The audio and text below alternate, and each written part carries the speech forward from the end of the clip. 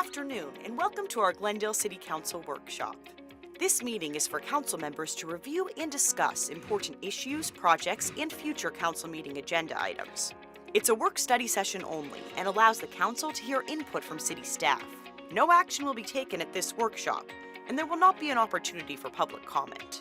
This meeting is streaming live on Glendale's Facebook and YouTube pages and the city's cable television station, Glendale Channel 11. Thank you for joining us.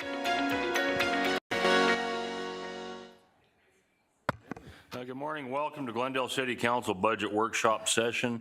Today is March 7th, 2023. The meeting is called to order. I will conduct a roll call, and we do have a couple members that aren't here yet. I know that the train has interfered with some of that, so we'll go ahead and call roll call. Councilmember Aldama. Present. Councilmember Hugh. Here. Councilmember Melner.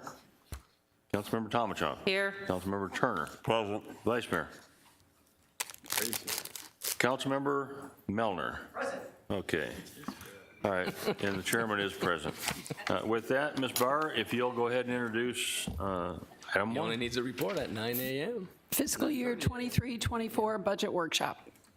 Well, good morning, Mayor, members of the council.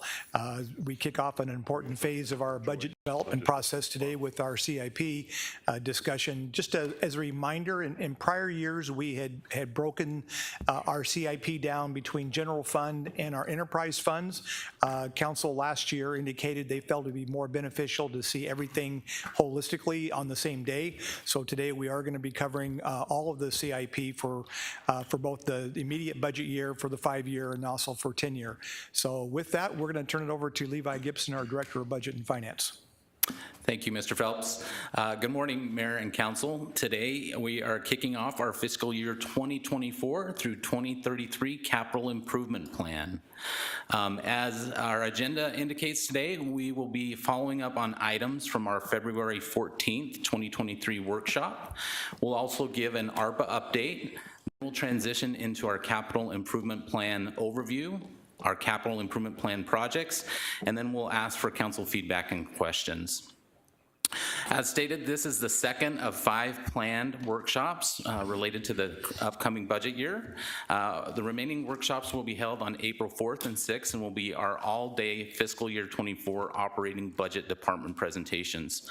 Our final budget workshop will be held on April 18th, and we will have 3 voting meetings: the tentative budget adoption on May 9th, final budget adoption and the property tax levy on June 13th, and the property tax adoption on June 27th. One of the follow-up items that we are reporting back on is our ASTA payment schedule that was included in the 5-year forecast. As indicated on this slide, this is the payment schedule that we received from ASTA. Fiscal years 20, 21, 22, and 23 are actual payments that we've received from ASTA, with fiscal years 24 through 31 being forecasted by ASTA. Mayor. Go ahead. Thank you, Mayor. Can you explain why the payment varies on the amount? Yeah, Mayor, Councilmember Aldama, the payment varies based on actual receipts received by ASTA. For the payments that we've received 20 through 23, those are based on actual receipts and the calculation of that payment.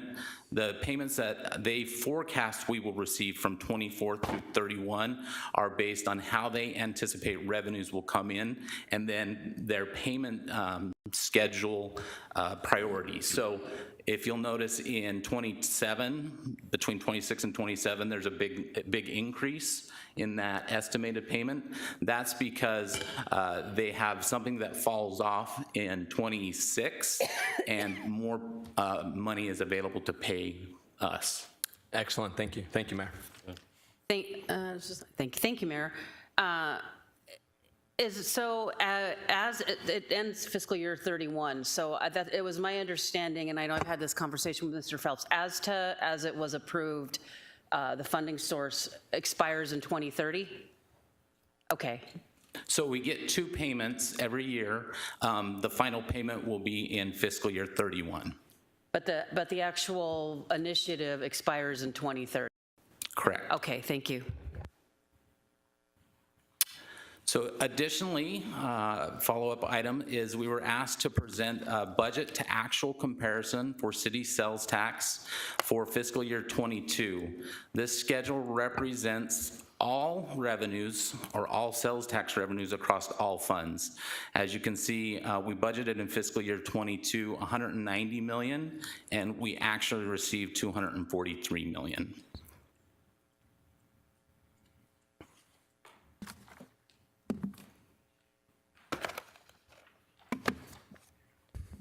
Mayor, members of the council, this slide is just a duplicate of what we showed you last time during the forecast.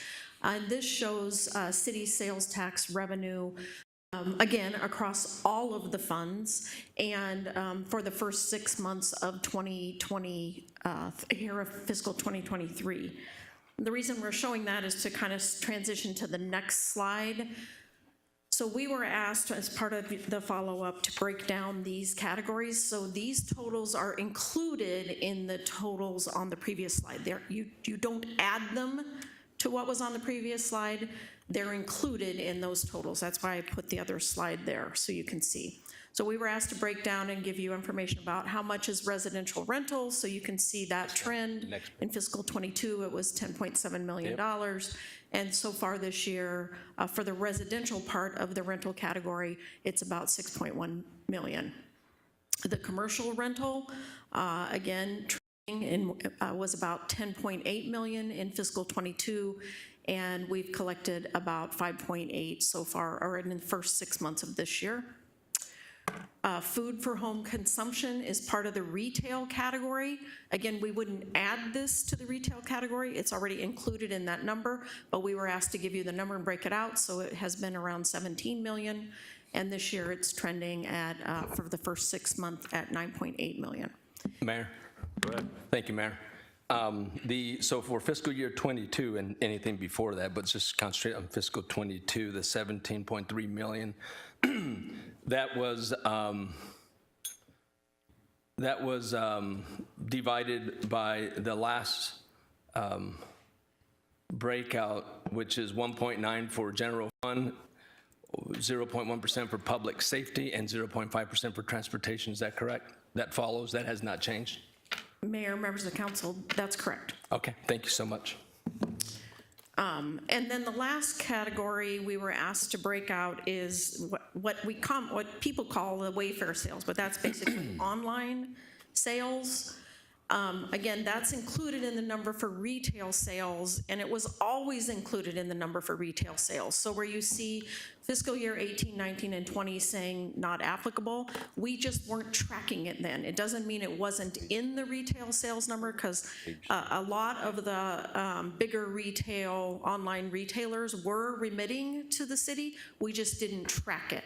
So we began tracking it as a subcategory fiscal year 21. And last year it generated about $8 million, and it's on track to generate around that same amount this year.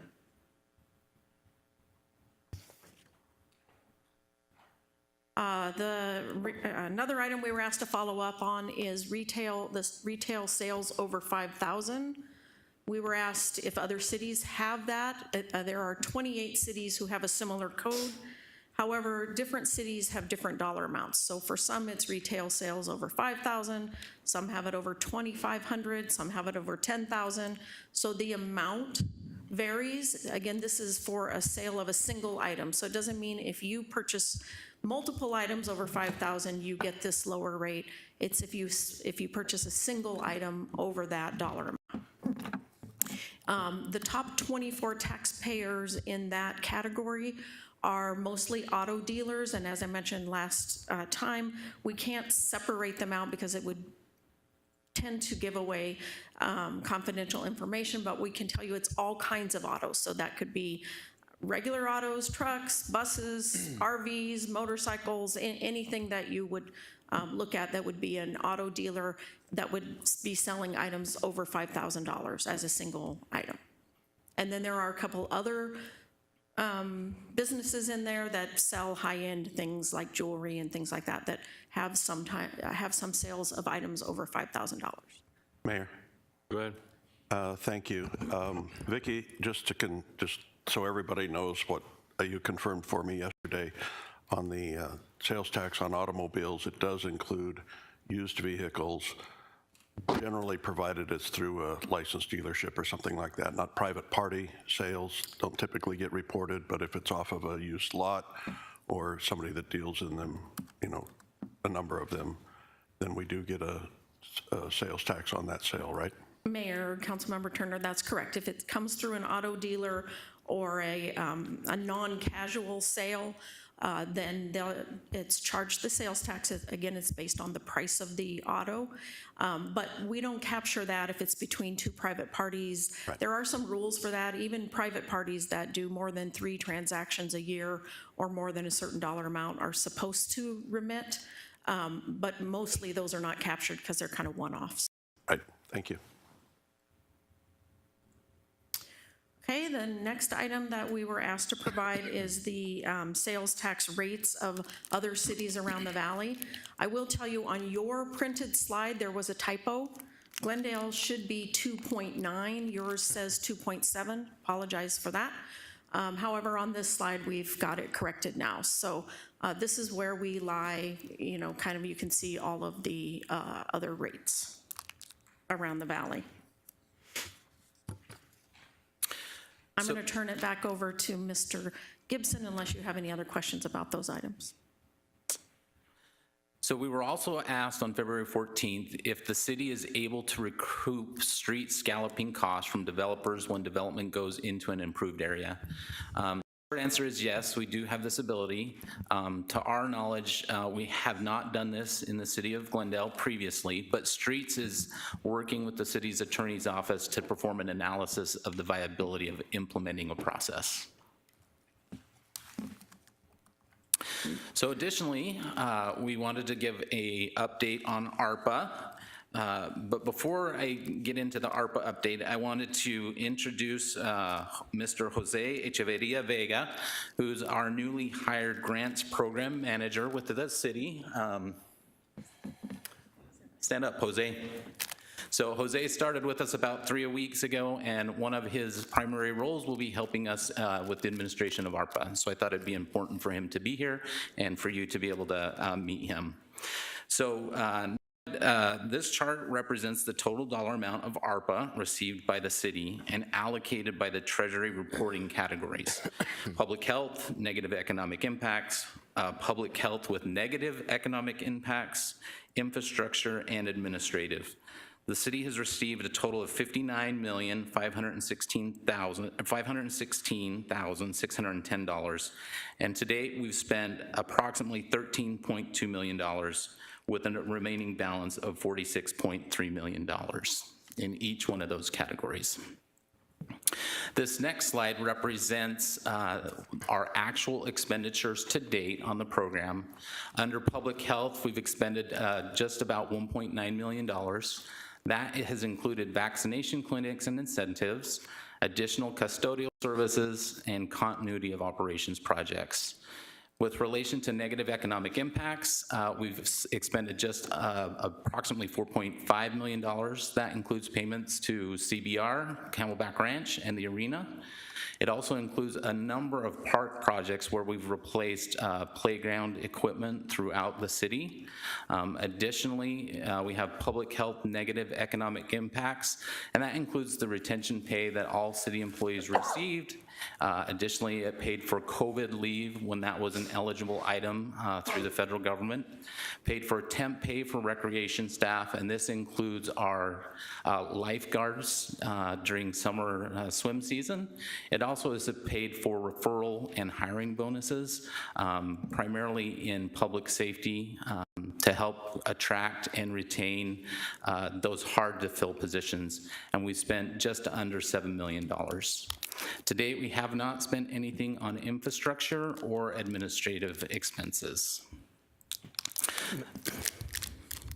Mayor, I have a question, and it's backing up to slide 6, but I wanted to ask, now the retail sales over $5,000, does that include and I guess some of them would be under, but all of those include all of the sales that happen in the stadium footprint, which some of that is remitted to ASTA.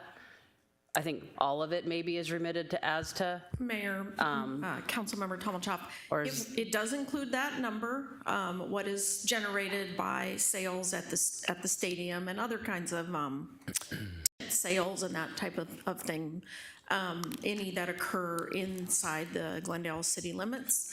As regarding the one specifically at the stadium, we remit back to them as part of our agreement with them the general fund portion only. We retain the public safety and the transportation sales tax because those were voter-approved taxes, so we exclude those from being remitted back to ASTA. So, Mayor, I just wanted to clarify, so this is not net, this is gross retail sales revenue, and at some point in some other budget discussion, we're going to be shown the amount that's being remitted back. Mayor, members of the council, it is the gross sales tax that was paid. It's not the gross sales, but it is the gross number of the sales tax that was remitted in those categories. This is actually on a calendar year. And I'm sorry, I didn't understand the second part. Well, I'm saying, so the number on this slide is not net, it is gross. And then, so, I mean, some of this money has to be remitted to ASTA, so somewhere in the budget, somewhere else, maybe not today, but somewhere else in our budget discussion, we're gonna see that number, because we're looking at a number here showing us what both retail under and over 5,000 are, but we're not gonna get to keep all of that. We're gonna have to remit some of that to ASTA. Mayor, members of the council, that's part of the non-departmental budget, and we can give you that information when we do non-departmental during the all-day budget workshop. Okay, yeah, I'd like to see that specific number, how much specifically we're remitting back to ASTA, because it offsets what we're getting from ASTA. That's why I want to know. I mean, I don't know if it's a wash. I mean, I just want to understand whether we're actually getting any net positive from what we're getting from ASTA. Thank you. So this, Did you want to speak? I am, but after he's done with his next slide, Mayor. Thank you. So this additional slide outlines the ARPA strategy for the remainder of the $46.3 million that we have. Currently within the budget and the CIP, there is an amount of $12.9 million associated with COVID medical claims, building improvements, IT projects, and library resources. With negative economic impacts, we have $22.5 million remaining, and that will go for parks, special event, and library programming, community centers, park improvements including playground and lighting improvements, splash pad placeholders, and Heroes Regional Park ball fields. Additionally, under public health negative economic impacts, we have approximately $4.7 million remaining, and that will be continued to use for retention pay, COVID leave, temp pay for recreation staff, and referral and hiring bonuses for hard-to-fill positions, including public safety. Additionally, we have $5.7 million associated with infrastructure, and those are parks irrigation projects, community center improvements, and stormwater projects. Additionally, we have $375,000 set aside for administrative to hire a senior accountant grant management to assist in managing this program from a reporting standpoint. Just wanted to remind everybody that this money needs to be fully committed by December 31st, 2024, and fully expended by December 31st, 2026 in accordance with the Treasury requirements. And Treasury defines committed as having a signed agreement or signed contract with either a vendor or if we were doing subrecipients with that subrecipient.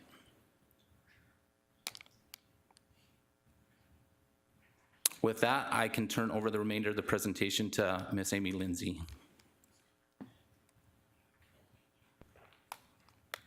Good morning, Mayor, members of the council. I will be walking through the CIP that we have before you today. This first slide, council is familiar with. It outlines the elements of a capital improvement plan. A capital improvement project is typically an asset valued at over $50,000 and with a useful life of 5 years or more. It's typically non-operational land, buildings, street improvements, large equipment, water treatment plants, wastewater treatment plants, things of that nature. The City of Glendale has a 10-year capital improvement plan, but as part of this presentation, only fiscal year 23-24 will be adopted as part of the fiscal 23-24 budget. Council's financial policy for the capital improvement plan is to first improve existing assets, second to replace existing assets as needed, and third, construct new assets. This slide is a slide that council is familiar with when we present the 5-year financial forecasts and go through kind of the overall budget process, but we decided to kind of modify this slide to go through a little bit of how the capital improvement process works so that council kind of has an understanding of some of the work that goes on behind the scenes during this process. First, the staff develops the 5-year financial forecasts. Then the departments work with engineering or other departments, field operations, budget and finance to come up with project scope and timelines for these projects. The projects are then submitted to budget and finance, where budget and finance evaluates funding sources. So we look at available funding and balance those funding sources to come up with a affordable CIP. We then put together binders, reports, and things of that nature, and then present that information to council as we're doing today. And then any changes that take place today, we will take into consideration, and then this CIP will come before council again on April 18th as part of the entire budget, and then council will adopt the 10-year CIP as part of the budget adoption process. So these next couple of slides go through the funding sources that are in the City of Glendale's capital improvement plan, first of which are development impact fees. Development impact fees are one-time charges to developers for new development in the City of Glendale, and it typically is new or expanded infrastructure. General obligation bonds are debt issuance that has to be authorized by voters. We have several categories of GO bonds: streets, public safety, parks, government facilities, open space and trails, libraries, and flood control. And the debt service for general obligation bonds is paid by secondary property tax. We have several projects in the CIP that are funded through grants. Grants can be federal or state grant funding and often require a match contribution for the project. Pay-as-you-go funds are cash-funded projects, so cash that we have in fund balance. Next slide. We have special revenue funds, transportation sales tax, which is half a cent sales tax and is used to improve service for all modes of transportation, and highway user revenue funds, commonly referred to as HERF, which is a restricted special revenue fund and can be used for right-of-way acquisition, construction, reconstruction, maintenance, and repair. We also have enterprise funds, the water and sewer enterprise funds. The funding can come from GO bonds, revenue obligations, or cash financing, and the debt service for that debt is paid from future water and sewer revenue fee revenue. Landfill, which is paid by landfill user fees, and solid waste, which is paid by solid waste user fees. So these next couple of slides are just basically a key for council so that when we're talking about some of these funding sources, council knows which category those funding sources fall into. So the pay-as-you-go funds that we have in the capital improvement plan are Fund 1080, which is basically general fund CIP, and Fund 2110, which is the Arts Commission Fund. The general obligation bonds are listed: streets, public safety, parks, government facilities, cultural facilities, open space and trail, library construction, and flood control. The next slide has all of the development impact fees that are in the CIP listed. Don't know if you guys need me to go through each one, but these are all the fees that are in the diff fees that are in the CIP. The HERF operating, or Fund 2050, is only in the pavement management project within the CIP, as well as the transportation sales tax operating fund, which is Fund 2070. We also have several projects in the HERF street construction or capital fund, which is Fund 4020, and the transportation sales tax capital fund, which is 4030. The enterprise user fees are water, sewer, landfill, and waste, and then we have 3 grant funds listed in the CIP. Actually, there's more than 3. We have transportation grants, other grants, and capital grants.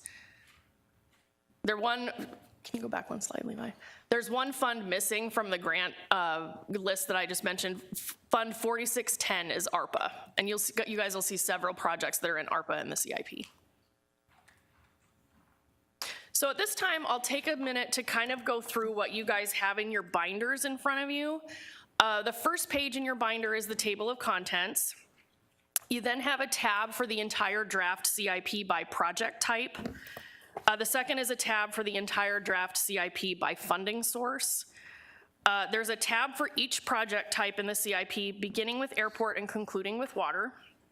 And the first document behind each project type is the change document. This document indicates if there's an overall financial change between the 23 adopted CIP and the 24 draft CIP. Following the change document are summaries for each project type, first by project and second by funding source. And then after the summary pages are the individual projects within that project type. The draft CIP does include estimated carryover. This carryover was estimated in January and will be updated as part of the carryover reconciliation process with the departments. Changes to carryover will be presented as part of the final budget workshop on April 18th. One thing I'd also like to mention while we're going through binders is the printed presentation that you have in front of you just has the summary sections of each of the project types. It doesn't have each individual project in it because you have those already in your binders, but we do have all individual project slides in the slide deck. So if there's a specific project that council would like to find out more information about or discuss, we can go to that slide and bring the slide up on the screen, but you'll have that information in your binders. This next slide is a pie chart of the entire draft CIP by project type. The total fiscal year 24 through 33 CIP is approximately $1.6 billion. Streets is the largest portion of the CIP, comprising $450.8 million, followed by water at $260.7 million, wastewater at $193.5 million, and facility maintenance at $142.9 million.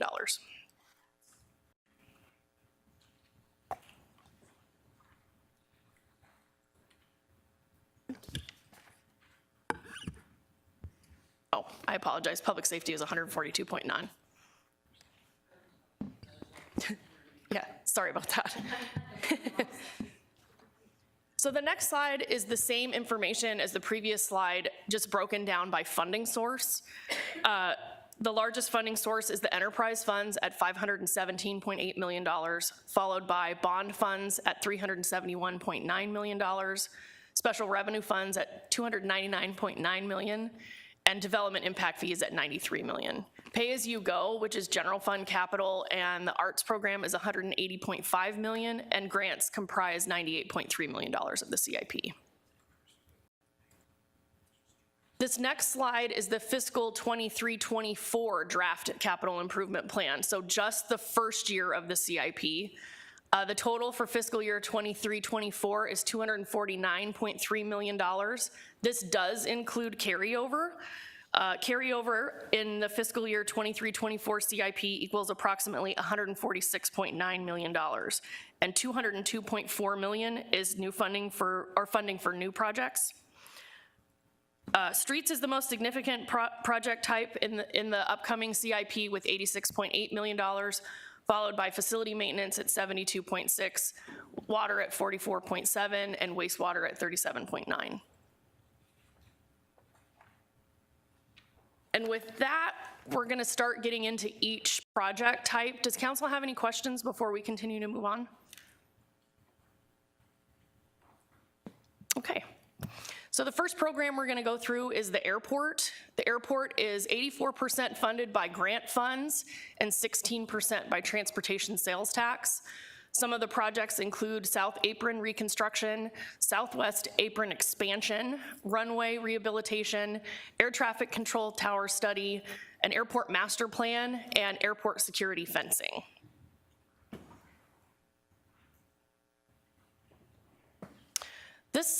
These next two slides show all of the individual projects within the airport CIP. Take that back, it's 3 slides. For a total of $33.4 million within the draft CIP. The next slide has the airport projects by funding source. You can see general fund capital comprises a small amount at $33,000. The capital grants are $22.8 million, and then transportation sales tax at $4.5 million for a total of $33.4 million. And with that, we can move into specific projects within the airport fund if there are any questions. Thank you, Mayor. With reference to your chart, projects 24009, 24010, 24011, and 24012 are all new projects, correct? Mayor, Vice Mayor Clark, that is correct. What is the process for adding new projects? It used to be that council reviewed supplementals. Now it looks like they're just appearing in the CIP. So what is the process for adding new projects? Mayor, members of the council, we use the supplemental process for the operating budget, but the process that we use for the capital projects is kind of what Amy outlined earlier. They come in to, they work through the department, and the department requests those projects. They come into Budget and Finance. Budget and Finance reviews what those funding sources are, if those funding sources are available, and then we come with a draft IP to council. So this is how you know there's new projects, because we're here today discussing any projects, and if there was no project before on the change document, it'll say it's a new project. And may I ask, excuse me, that you call out new projects by department as we go through this, so that everyone is aware that these are new projects that have been added that are not council approved until this budget is approved. Mayor, members of the council, Vice Mayor Clark, I can call those out as we go through each one of these. Anything where the number starts with a 24 indicates the fiscal year, so that's fiscal year 24. So any of the projects that have a 24 CIP, whatever the airport is an example, so CIP, AP, 24, and then whatever the number is, that would be a new project. But I can call those out as we go through these. Let me get this straight then, because as I'm looking at the chart that you presented, project 24008, planning study for channelization, even though we're not talking about funding this year, but it is a project listed, that's a project that's already been approved. So how can you say look for projects that start with 24? There's 24006, 24007, 24008, design for channelization, land acquisition, and planning study. And those are not identified as new projects by you in this chart. So I don't understand.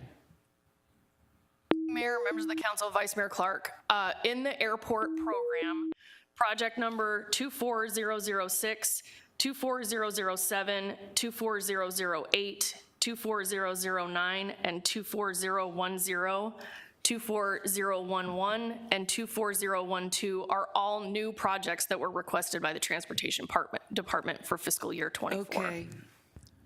Then here's where I'm confused, and I'm going to pull this sheet up so you can see. On this sheet, it doesn't have a page number, but it's got a blue header, and it would be the backside. You list as new projects beginning at 2406. You don't list new projects prior to that, yet you're telling me that it's very hard to do, go through all this. 2406, 2407. My mistake, I read it wrong. You are correct, and I am wrong. Thank you. My mistake. Now, but I do have one further question. About project 24009, which is South Apron Reconstruction Phase 3. For 2024, you're allocating a little over $2 million. But we've not received a grant. We don't know if that's going to make. And why would we list $2 million when the city's portion, I believe you say, will be somewhere around $230,000? So explain why we list it in our books for $2 million when even if the project is approved and we get the grant, it's only going to cost us $230,000. I don't understand that. Mayor, members of the council, we have to have the appropriation in the budget to spend the entire amount of the grant, and then we get reimbursed from the grant source. But as far as a budget goes, we have to budget for the full amount, and we get money back. One is an inflow and one is an outflow. So in order to spend the money on this project, we have to have the full budgeted amount, and then we just get the money, the reimbursement in cash back. What happens to the reimbursement? Where does that go? Mayor, members of the council, I think it goes back into the fund that spent it, so it would go back in this case. If the money was fronted by the Transportation Sales Tax Fund, the grant fund would come back into the Transportation Sales Tax Fund. So it comes back to whichever fund fronted the cash. Could it then be used for another project? Mayor, members of the council, that's correct. But it would have to be appropriated then for a new project. Would council know that that occurred? Mayor, members of council, yes. Okay, thank you. Another question? Yeah, thank you, Mayor. I think for me, it would be helpful, and I think that's kind of where Councilmember Clark is trying to go is, well, when you're showing a new project, I would like to have the funding source identified. Where's the money coming from for the new project? And if it's a grant, then where the money is, what's being funded by, and you say transportation sales tax, but it's a grant, so the money's going to be, transportation sales tax is going to be used, but it's going to be reimbursed by a grant. But we have no way of knowing whether we're taking things out and putting new things in, or what the funding sources are for these projects. I mean, I know there's a lot of moving parts, but if that could be even a separate slide sheet for all new projects, so we know what the funding sources are on those. But I think that's what we're trying to get a grasp on is, are we eliminating and replacing, or do we have grants that are, providing, backfilling the funding for these projects? Thank you. Mayor, members of the council. So if you look at the change document, which is the one that Councilmember Clark had earlier, it has all of that information. So for example, on the second page, it shows all of those as new projects, beginning with 24006, and then it says it's Fund 2190. On the slide itself that we're showing you, it names Airport Capital Grant, but on the previous slides that Ms. Lindsay showed you is the legend that tells you 2190 is a Airport Capital Grant. So you kind of have to use the legend, and unless you go to the individual slide, at which point it will tell you the name itself. But if you're going back and forth between the summary and this change document, you have to use the legend to tell you. Otherwise, we run out of room, literally, on the page to spell out every single funding source. Mayor, may I make a suggestion then? Could you give us a legend that says Fund 2190 is this funding source, and identify the funding sources, and we can put that in our book, and that way we would have a reference tool to use in our book to say, okay, here's the funding source, and we could look and see what that is, rather than, because I don't see that in here, and maybe I'm missing it. But Mayor, members of the council, yes, that's, Amy, can you go back to those slides? That's in the beginning of your slide deck. is it in our book is what I'm asking. I don't want it. It is? No, Mayor, members of the council, this is in the slide deck. It is not in your binders. That's what I'm asking for, is when we're working in the binder, I don't want to have to get out my laptop, open this up, find it in the slide deck. If we could just have a cross-reference in our binder, at least for me, I think it would be helpful. Sure. Thank you. We can absolutely do that. Mayor, Go ahead. Thank you, Mayor. Similar question, but doesn't have to do with funding. With regard to the airport, just because we're on the airport, I'm more concerned with justification of the projects. And then I'm also concerned that we don't all understand, are these deferred maintenance projects? Are these preventive maintenance projects? Are these expanding the airport? And if there are expansions of the airport, will we see revenue generated with that? And will that offset the costs? That way we know the condition of our airport. So let's just say if 50% of these were deferred maintenance, we know we have an issue at the at the airport.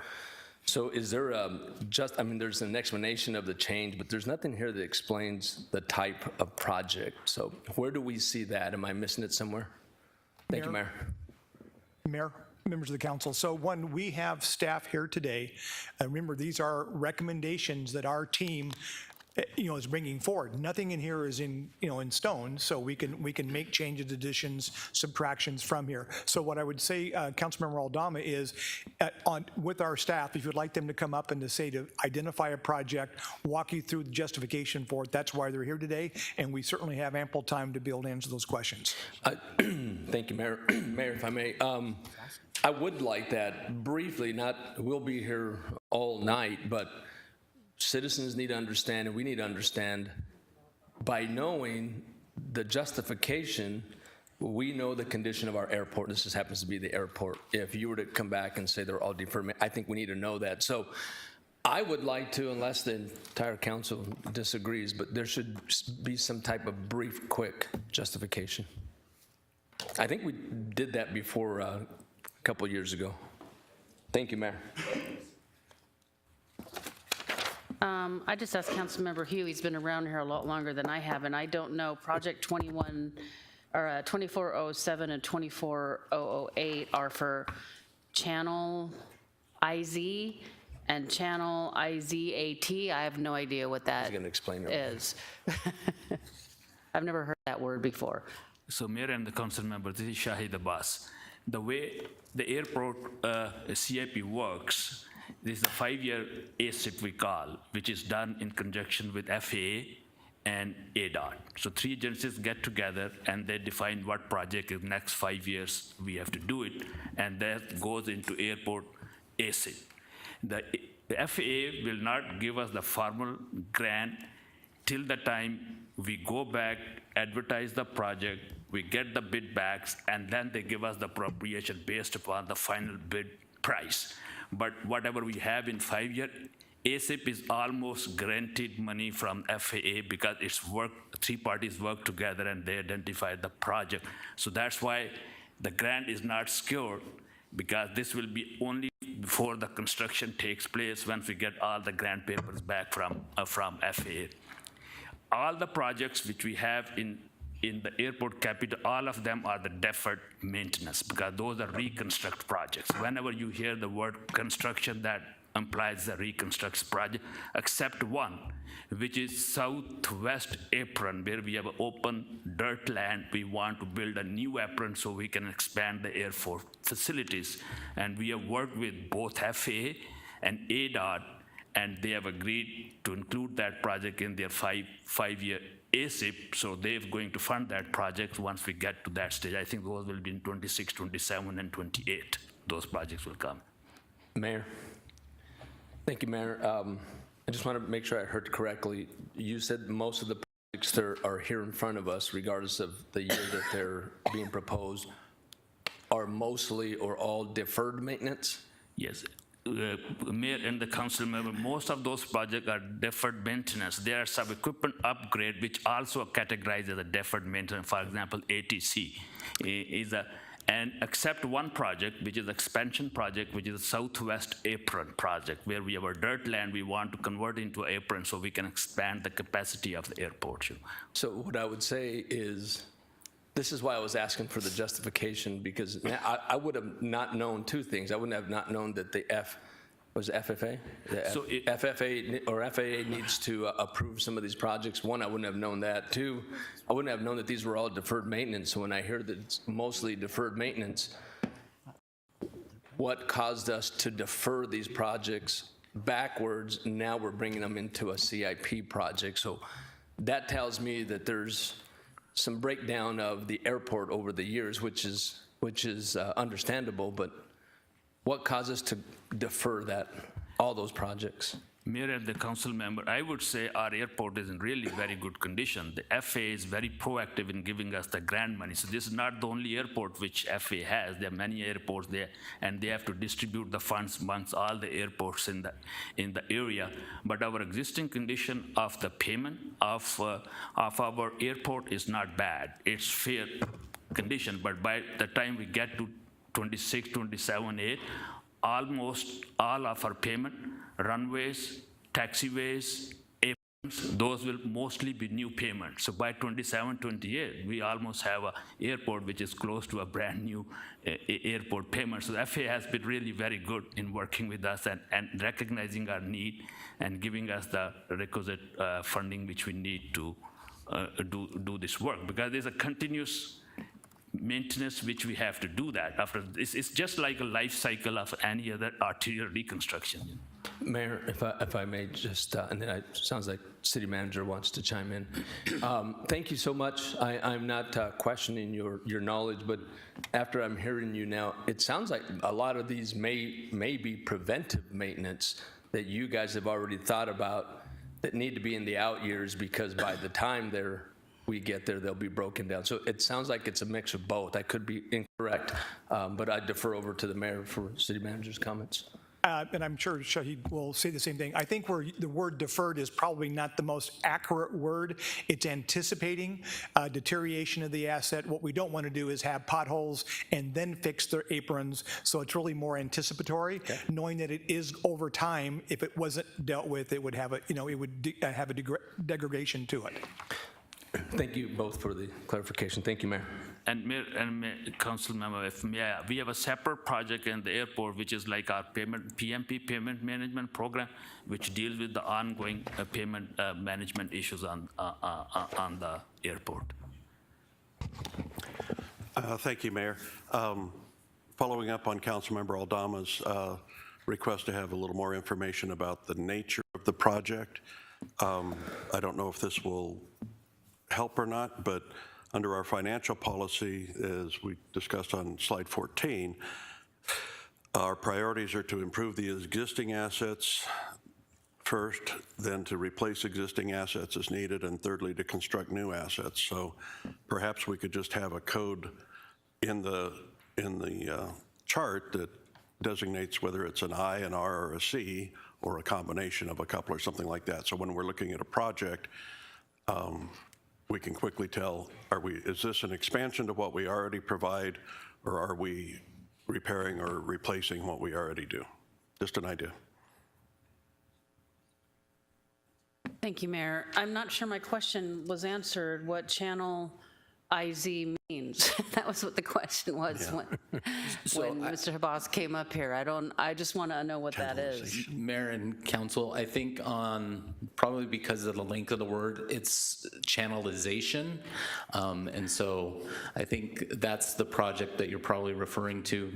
But I think Mr. Habas could explain that project as well.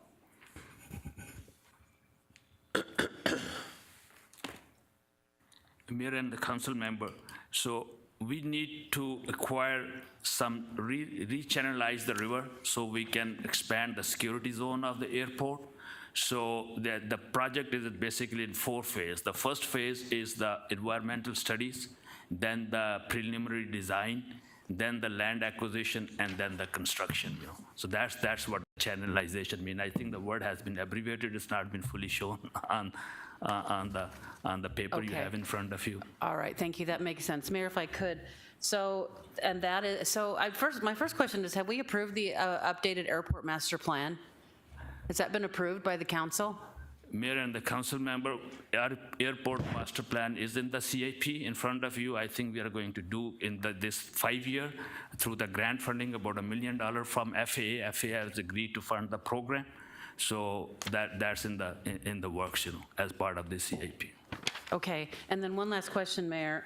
So these at least for the southwest apron expansion, the 8.3, roughly $8.3 million over the next few years is all grant funded. Is that what you said? Is that what I understood? Yeah, there is, mayor and the council member, this is 80%, more than 80% is the grant funded, rest 20% comes from our local funding.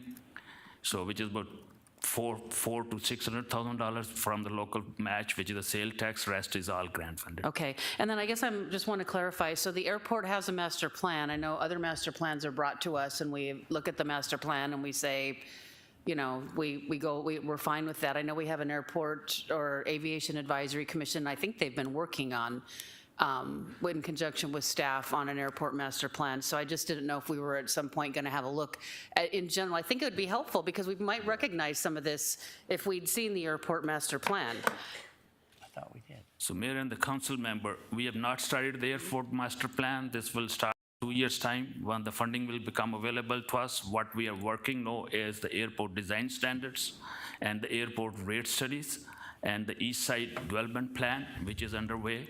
So the East Side Development Master Plan will be completed by August of this year. The design standards have already been completed, reviewed, and approved by the Airport Commission, and we'll plan to bring it for your information in the near future, and same goes for the rate study. So, Vice Mayor, one more question. So these expansions are part of the existing master plan and not the new master plan, or they're not part of any master plan? So mayor and the council member. Vice Mayor and council members, just to clarify, all the projects that you are seeing presented here are part of the existing master plan. They wouldn't be in the airport CIP or the ASIP had it not been in the airport master plan. And what Mr. Abbas is suggesting is that in addition to the existing master plan, which is running its course, there is a need for additional funding for the new master plan as an update. But all the projects you see right now, they are in the current master plan. Thank you, Mr. Mehta. That's helpful. Councilmember Malnar. Thank you. I appreciate all the comments that have been made today, and I agree with identifying some of these projects so we understand exactly where they're coming from when they're new. But what I want to do is give you a compliment, because what I see is you've been very forward in coming up with ways to fund this money without using taxpayer money locally. Obviously, it's always taxpayer money. Anybody pays for it, but getting these grants from FAA, I mean, down the road, we're looking several years. I think your department has done a phenomenal job of being out there in front of this. If you hadn't looked at it and requested it, we wouldn't be even talking about these projects possibly being possible, because we aren't actually paying for them with our general fund monies. And so I appreciate very much what you're doing in that respect. Thank you. Thank you. Any other questions before we move forward? Seeing none, proceed. Okay, moving into our next program, which is the Arts Capital Improvement Program. This program is funded 100% by the Arts Fund. The Arts Fund is funded through 1% of construction completed in the current fiscal year in the CIP on eligible projects. There are 2 projects in this program, the Municipal Arts Program and the Arts Master Plan. Go ahead. Thank you. So we're not showing any capital projects in this fiscal year or the next 5, correct, in the Arts Fund? Mayor, members of the council, the Municipal Arts Program project is the capital project that the art department has in the CIP. And so capital-related art projects are charged to that project. It's funded through the Arts Fund, and then if those funds are not expended, they carry over into the next year. Excellent. And then I'd just like to take this opportunity to remind the council that in 2010, $2 million was swept from this fund to the general fund during one of our economic downturns. And I'd just like to continually remind us of that. I would like us to, now that we have some extra money laying around, it seems, I would like to see us, maybe not all at once, but set up a course to be able to replenish this Arts Capital Fund. We have a great arts program, but we can always do more. and we are building more. We're redoing this complex and others, and I would like to see us incorporate more, not just static art, but performative art into our program as well. And I think we have the ability to do it, and I think it adds to the quality of life of our residents. Thank you. This slide just shows the two projects that are in the Arts Fund. The next slide shows the funding source, which is the Art Commission Fund. And if council has any questions about those particular projects, we can address those at this Mayor? time. Go ahead. Excuse me, Ms. Rees, I'm sorry. With the question that Councilmember Turner proposed, would that have to take place today, consensus, or do you need that another time, or is there, when does that occur? Mayor, members of the council, I guess what we would need a consensus to do is to look at that, meaning I know we provided information, I believe, last year about that $2 million coming out of the Arts Fund. And so if council's desire is to restore that, then we'd have to go back and look at funding and how feasible it would be to do that, and we could bring that back to you. Mayor, what I'd be in favor of is doing what you just outlined, looking into it. But what I would ask is that you bring it back, restoring it incrementally, not just $2 million, because I don't know where we would get that from and what we would not do in lieu of it. So I'd be in favor of looking at it, but with the plan of incrementally bringing it back, because we've already talked about this 3-4 years ago, and we haven't done anything. So I would be in favor of a plan to incrementally bring back funding for restoring that. And I don't, is the time for the mayor to call for consensus for that, or at the end of the meeting? I'm not sure, Mayor. Mayor, members of the council, it can be done now if that's your desire. We just need some direction from the council. I'm good. Do we need to, Mayor? Yeah, you have a consensus. Okay. Thank you, Mayor. Do we need to propose, Mayor, some sort of a schedule, or are we going to leave it to staff, or are we? Well, consensus right now, they can come back and tell us before we vote on it. I would say no longer than like 3 to 4 years, not, like 50,000 a year, just to kind of have an idea of what we're thinking of. So, thank you. Mayor? Yeah. I want to thank the council for reaching that consensus. And for staff, I would want to point you to the source of my information that might save some time. It's a email to the council from Seth Camacho on 5/11/20 of 21. Thank you, Mayor. If there are no further questions about the arts program, we can move into drainage. The drainage program is 63% funded through flood control general obligation bonds. 29% of the funding comes from grants, and 8% of the funding comes from general fund. The drainage program focuses on designing and constructing flood control drainage improvements. The large projects are broken into standalone packages to continue progress. They work in coordination with internal and external partners, including the Maricopa County Flood Control District, commonly referred to as McFlood, to maximize matching funds, and also with the arterial reconstruction program with transportation. I thank you, Mayor. I do have one question. What is the current authorization in flood control? How much capacity do we have?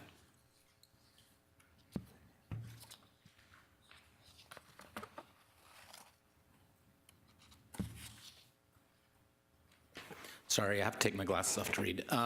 Mayor, Vice Mayor, currently we have about 9.5 million of bonding capacity. Okay. Thank you. This next slide outlines the 6 projects that are in the drainage program for a total of $34.6 million throughout the draft CIP. The next slide shows the funding sources of those projects, including general fund, CIP, grants, and the flood control GO bonds. And with that, we can answer any questions about specific drainage projects. Mayor, I do have another question. Thank you, Mayor. On page 39, where you show summary by project, you said you had we have 9.5 million roughly in bonding capacity. And it looks like for 2024, you're proposing using 7.9. Will that come from bonding? So I don't have to look up how many different sources it's coming from? Does that come from the bonding? Mayor, members of the council, on this slide, the last row that says 4110 flood control geo bonds goes against that 9.5 million. Okay. So only that row is being funded by geo bonds. The other is either the general fund or grants. Okay. Does that help answer that question? Yes, it does. Thank you very much. And there are no new projects within flood control? Mayor, Vice Mayor Clark, that is correct. Thank you.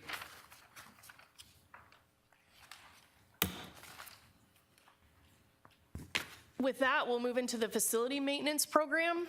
The facility maintenance program is funded 71% through the general fund, 11% through government facility general obligation bonds, 5% by cultural facility general obligation bonds, and 5% by ARPA funds. The facility maintenance program focuses on improving existing assets through programmatic replacements, and they also follow industry standard replacement cycles. We replace existing assets as needed, and the downtown campus reinvestment project is included within this program. Mayor, thank you. I'm looking again at your chart with the blue header. It would be the first page. And this is where I'm having problems and I'm getting confused. I'm just going to pick one. FC 19037, underground storage tank replacement. Budget change is $368,235. Next column says change, project increased by $368,000. What is the total cost of that project?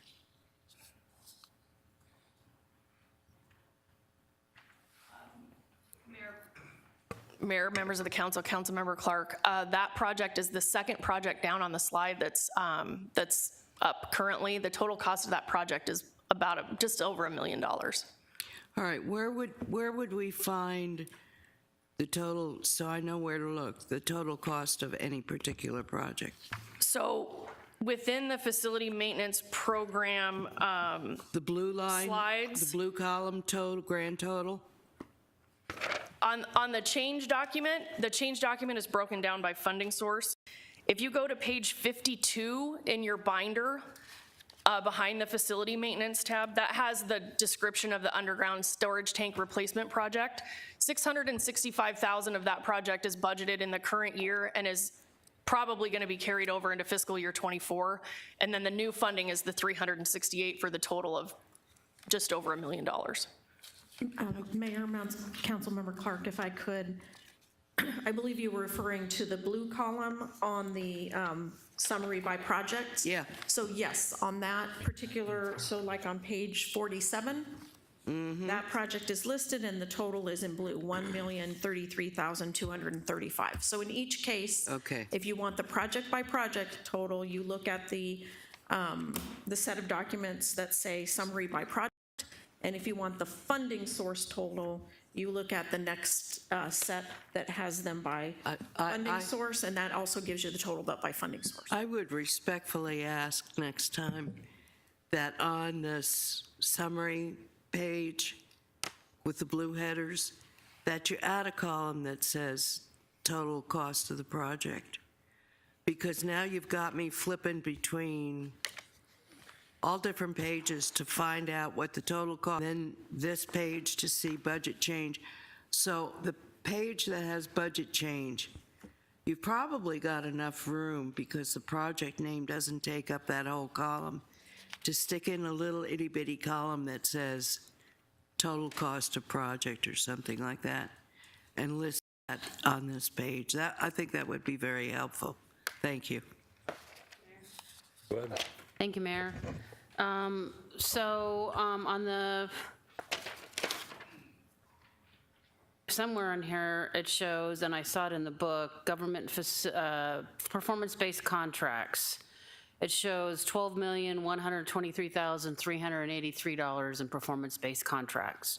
So I went back to the workshop in October of 2022, and where there was a consensus to move forward with 2 contracts for a total of $10,042,479. That's a discrepancy of $2,080,904. And then when I look under new projects, under 4051, it says performance-based contracts, $8,065,862. So why so many different amounts for performance-based contracts? Mayor and council, we'll defer that question to Field Ops Director Michelle Wojtyńko.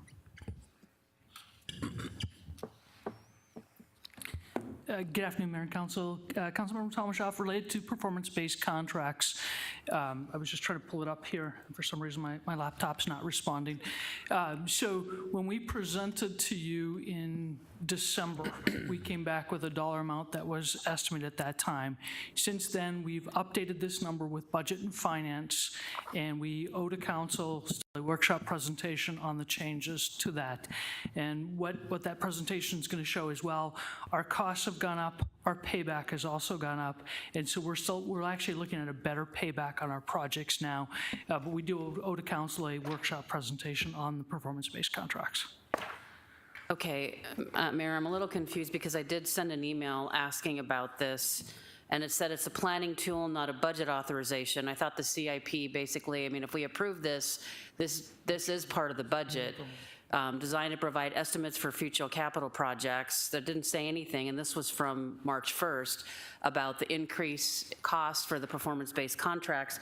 But I'm still confused because on your schedule, under new projects, it says performance-based contracts, $8,065,862, when it's showing 12 million and whatever the other, 12 million and some change for performance-based contracts. And I mean, if it's that, the authorization that the council gave consensus for was over $2 million less than that. So are we moving, I guess, are we moving forward with that? And what is this $8 million? Is this another performance-based contract in addition to the 2 that we gave consensus for? Mayor, members of council, Councilmember Tomashoff, the question you asked me was actually prior to me receiving updated information, and I thought the question was, what was the discrepancy between what was in the planning document, the CIP, versus what was presented to the council? Since my response to you is when, and Michelle can walk you through it, those original estimates were relatively old because the length of time we've kind of studied the performance-based contracts. So they went in and updated because of inflation, and she'll explain to you that we had, for example, a cooling tower issue at the Foothills Aquatic Center that has kind of driven the price up. So we were talking really 2 different things. I thought you were asking about the discrepancy between the 12 million in the CIP versus the 10 million roughly that we presented to the council, and all it was saying was that that the CIP is a planning document. We are now updating that information, and Michelle, if you could kind of walk through what those changes were. Yeah, thank you, Mr. Phelps. Mayor and Council, so we did have $8 million in the CIP under performance-based contracts last year. There was also, if you remember, there was $2 million of capital contribution in other projects. We've consolidated that all now, and what you see is that on this slide, it's consolidated and has gone up approximately $2 million. And the reason for the $2 million change is due to both inflation, so brand new numbers that came in just last week. So this is a completely updated, accurate, to-date number. And then the cooling tower at Foothills Recreation and Aquatic Center, as we were going through detailed design on that and submitted that out to subcontractors to get bids, we found that cooling tower cannot be replaced as that specific type and style are no longer manufactured. And that did require some redesign and reconfiguration. So when we combine the projects, it's now gone up to the $12 million. But as we will present to council, the combined projects have increased by that amount, but we do see additional savings, and so our payback remains unchanged at 17 years, and we will walk through that with council at a separate presentation. Okay, thank you. That explains it, but I'm still I guess I still don't understand what the $8,065,862, is that for an additional performance-based contract? It says new project, so. Mayor, members of the council, this document that you're looking at is a document that council asked us for so we could identify any changes. So this $8 million number is saying there was a project, it changed by $8 million. So there was previously a project called performance-based contracting. It was a lower dollar amount. And as Ms. Wojtenko described, we consolidated other projects all into that project as a whole project together, and the number is now $12 million. So that $8 million came from other projects that had little pieces of it, and we put them all together in one project. That's why the change is $8 million, but the total project is 12. Okay, one last question, Mayor. And you said there was a carryover, but the project 24051 is not showing any carryover. Mayor, members of the council, the carryover is actually in 3 other existing capital projects. And as we move through the carryover reconciliation process with the departments will identify those funds, and we will not carry them over in the existing projects. We will move them into this into the performance-based contract budget based on, it's contingent on council's approval of the draft CIP. We didn't want to be presumptive about moving those amounts into a project that council had not approved yet as part of the budget. Okay, so just, Mayor, if I could, so I understand, so those projects essentially will be eliminated and rolled into this performance-based contract, and then that carryover number will be part of this performance-based project, this project 24051, and it'll show as a carryover then.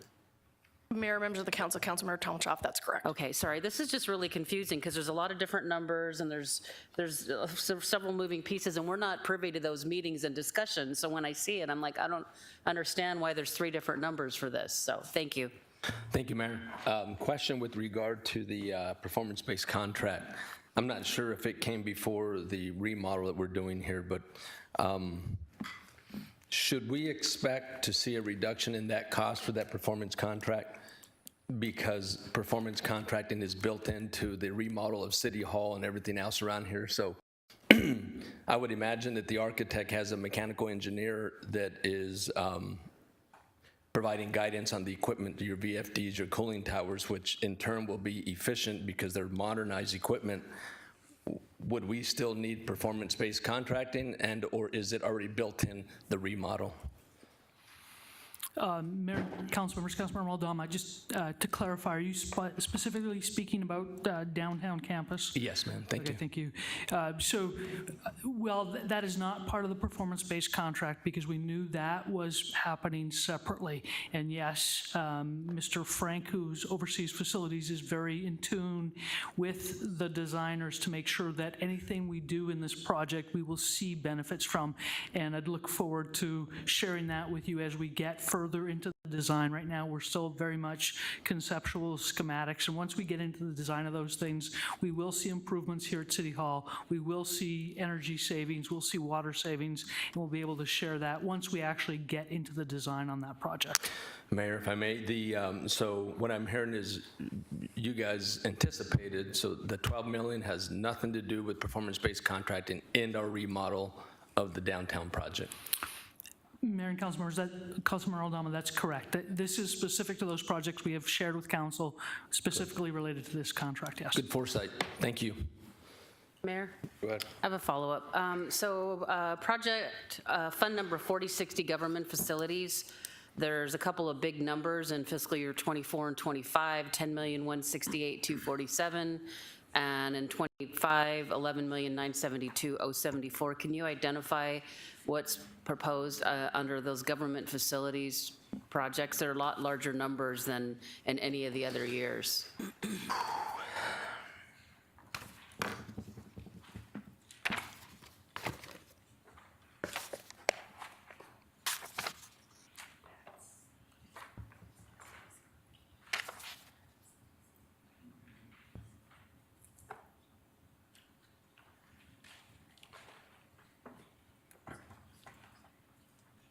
Mayor, members of the council, those amounts that are in fiscal year 24 and fiscal year 25 in the government facilities general obligation bonds The majority of those funds are in the downtown campus reinvestment project and the Glendale operations campus project.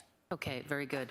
Mayor, I do have a follow-up. I don't see anything in the CIP related to any possible investment or new investment in the black lot. Is there any placeholders or anything in here for any type of investment in the black lot? Mayor, members of the council, not that I'm aware of, no. Thank you. Thank you, Mayor. Okay, I'm still trying to wrap my head around how you designed this budget for this CIP. Again, the page with the blue header, you have 3 line items for car wash replacement, and they're all labeled 24044. 3 of them. They're all listed as new project, 1.1 million, 293,000, 293,000. Same thing with Spring City demolition. It's listed at 24045. That's the project number.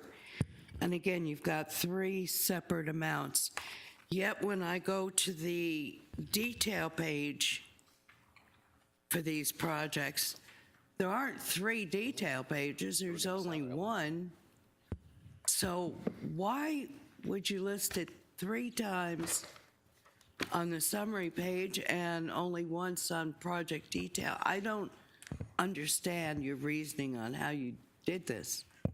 Mayor, members of the council, Vice Mayor Clark, the change document has it listed 3 times because there's 3 funding sources within that project. And then when you go to the individual project page, there's 1 page for the project and all 3 of the funding sources are listed over on the left-hand side of the chart at the bottom, and then it shows you what years the funding is in. Okay, thank you.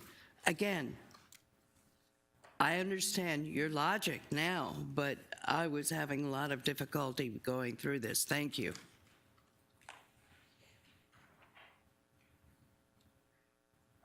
Did council have any other questions on the facility maintenance program? Well, I don't have a question, Mayor, but I do have a comment. I want City Council to be aware that I totaled up the value of the total of all the new projects that are not council approved, but with this budget will be approved. And the total under facility maintenance is $19,732,982. So I just want council to be aware that nearly $20 million of facility maintenance projects has been added to this CIP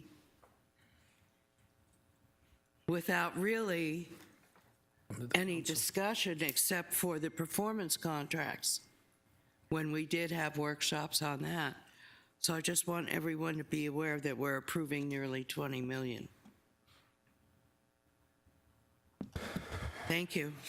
Yeah, I don't want to stall this too much, but you asked a question, the analysis on facilities maintenance. You have project 24049 cemetery. Can staff explain to us what that project is? And the reason why I'm asking is at one time the cemetery was in danger of being sold, so now we're investing into it, and I think the citizens would like to know. Mayor, members of the council, Councilman Roldama, at the cemetery, we've taken a good hard look at it, and there are items that need repair and replacement. The big thing we're looking at next year is we do have a fountain there, and the fountain is in need of repair, and what we'd rather do is, instead of repairing the fountain, demo it and replace it with a new waterless feature, and we will be actually coming forward to council to discuss everything we want to do at this cemetery, including proposed rates, but we're looking at a new waterless feature, refurbish the irrigation system such that the grass is green, add fencing and repair the existing fencing, and then a new columbarium where people, if they have somebody, their loved one cremated, they can actually store the ashes there. So that's what we're looking at doing at the cemetery. Again, this is before we actually spend the money, we would be coming back to council to detail this is our plan for the cemetery, and this is what we want to do, and that will be a future presentation later this fiscal year. Mayor, thank you for that information. And just two questions. Do we still have capacity at that cemetery? If you don't have that right now, it's okay. Yeah, Mayor and council members, Councilmember Aldama, we do have capacity, and I will have those numbers when we do the cemetery presentation for you. Okay, and the second question is just totally off budget, but since I have you here, there's a section of the cemetery that's very, very historic. People have been buried there for years. Is the maintenance of those headstones and whatever you call them the responsibility of the families, or do we partake in keeping it up? Mayor, Councilmember Aldama, a very detailed question, and let me come back to you with that answer when we do the cemetery presentation. You got it. Thank you. Thank you, Mayor.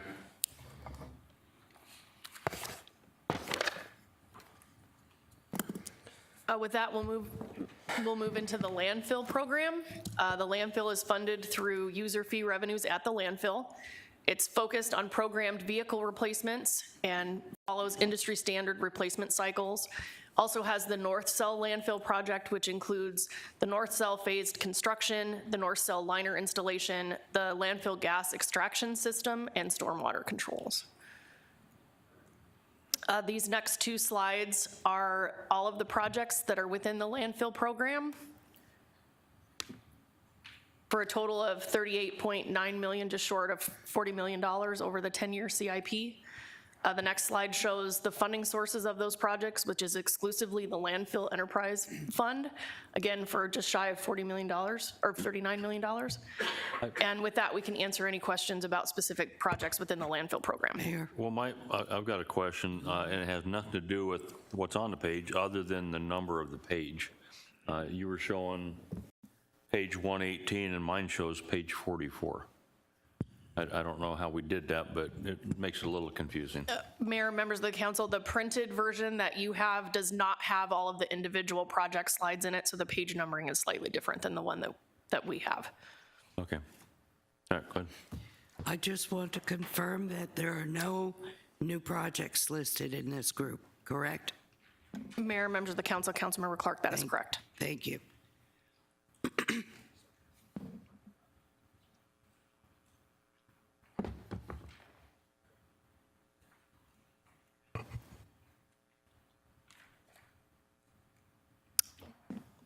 The next program is the Library Fund. The Library Fund is 99.9% funded with general obligation, library general obligation bonds, and is slightly less than 1% funded by development impact fees. The focus in the library program is to improve existing facilities by following industry standard replacement cycles and replace existing assets as needed. Mayor? Go ahead. If you look on, actually the page is numbered, page 109 in our binders, you will note project 23029 Heroes Park Library Community Room. As you may remember, you received an email notifying you that we have canceled that project, and it totals $1.7 million.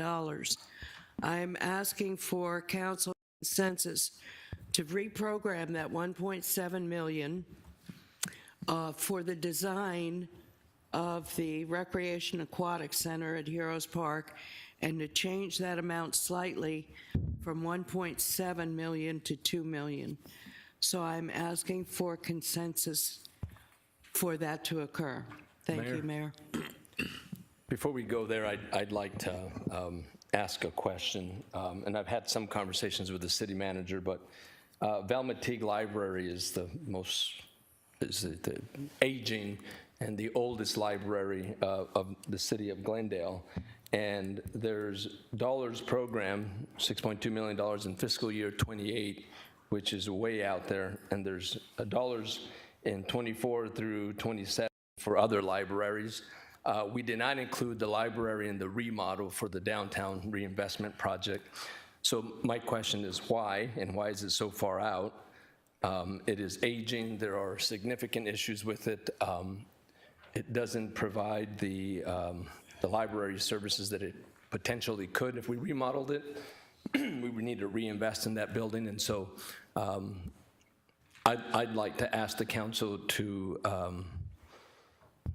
adopt dollars to begin designing what that library can look like, not moving the library, but looking at remodeling that library and what it needs. There's nothing here for that library until 28, and as I said earlier, or a couple weeks ago, that gentrification has occurred in Murphy Park because everything will be remodeled and new, but the library will remain the same. And I walked it with staff the other day, and there's a significant need to update that library. I do get the aquatic piece at Heroes Park, but we're talking about fundamental needs of a library that have gone untouched for years. I know there's been some preventive maintenance to it, and the staff has done some carpeting and some painting. That building is in need of significant upgrades, and we should have that conversation today. And I'd like to at least start by adding dollars in an architectural design for it. Mayor, and if I could, I'd like to ask the city manager if he has any, as a result of our conversations, if you have any ideas if that's where you're going. Maybe is that your thought process, or is it not at all, and you're leaving it to the council? Mayor, members of the council, again, we're driven by the adopted CIP, and the adopted CIP did have $6.2 million in the FY28 budget year. This is your document. If the council has a desire to accelerate, either add projects, delete projects, accelerate the timing of projects, that's the purpose of the workshop, is to do that. So there was obviously by the CIP, there was an intention of the council to do a more substantive addressing of the library in the year 28, but that is really just can be prioritized differently by the council if that's what you choose to do. Mayor, if I may, thank you, Mr. Phelps, but the answer is yes, you and I had a conversation, and you agreed that we should probably program dollars for an architectural design. That is the conversation you and I had, so you agree to some extent. I would ask the council to expedite the CIP for Velma Teague.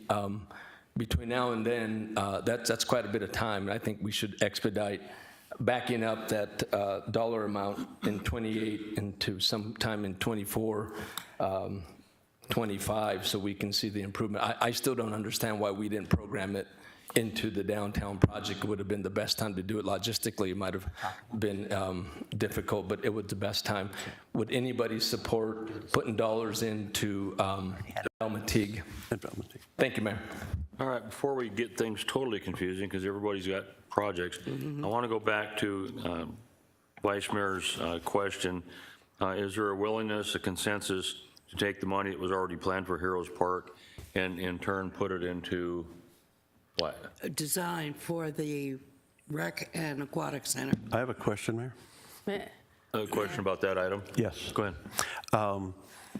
So this is 1.7 million in library money that's GO bond money. I don't think we can, or I should ask it as a question, can we actually use it for community center design and things like that, or do we need to find a different pot of money? And then to continue the topic, if we have 1.7 million freed up in library money, that's maybe a place to get a way to start moving into a closer time frame. What we're looking at doing with, might need to do with Velma Teague, at least the planning process of it. Thank you, Mayor. All right, and I guess my question would be. I can answer that. Sure, go ahead. I believe I can answer that question. So you are correct. This is library bonds. So if we move the Heroes Park Library Community Room out, it does free up some amount of library bonds, about 1.7 million. To advance Velma Teague, we'll have to then take a look at that. So we can look at finding a funding source for the programming or the design of the Recreation and Aquatic Center. That probably puts that over in parks. It may be park bonds, but staff will have to kind of look at that and balance that out. And then if you give us direction to move Velma Teague Library forward, we'll do the same, and we'll come back to you with a revised CIP that we think we can fund. That's our job, you know, our job is, you tell us what you want to do, and then we go see how we can fund that. So if let's that make it makes easier. Is sense. there a consensus if those projects can be done, that they come back and give us a report on that? Yes. Yes. Okay, so that was easy. Now let's go to yours, and then we're going to you next. Well, Councilmember Turner was going to ask my question. I wasn't sure that we could reappropriate library geo bonds to, design for a community center. And I'm happy to see this happening. I mean, I know Councilmember Clark says the lake was a priority. But I think, I know that the meeting space in that part of the city is lacking. So, I'm fine with that as long as we can figure out a way to make the money work. And I'm also fine with moving up, at least programming the 1.7 for Velma Teague. It doesn't make a lot of sense to be investing $80 million or whatever the number is going to end up being in the downtown campus and literally totally ignoring the library that's literally right in the center of everything. So I know it's not enough to do what needs to be done, but it's a start, and we can start addressing it, I think, year by year. So I do have one question, though. The Yucca, so it would be the Yucca district, it'd be 22,088 and 23,029, both would be taken out of here, and so that would be another, it's only $13,000, but both of those would be removed from the CIP and moved into 19,045.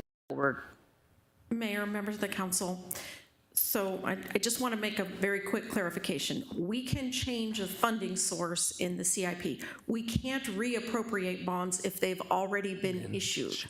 So if we already issued bonds for a library project, we can't change that and make those bonds into a parks project.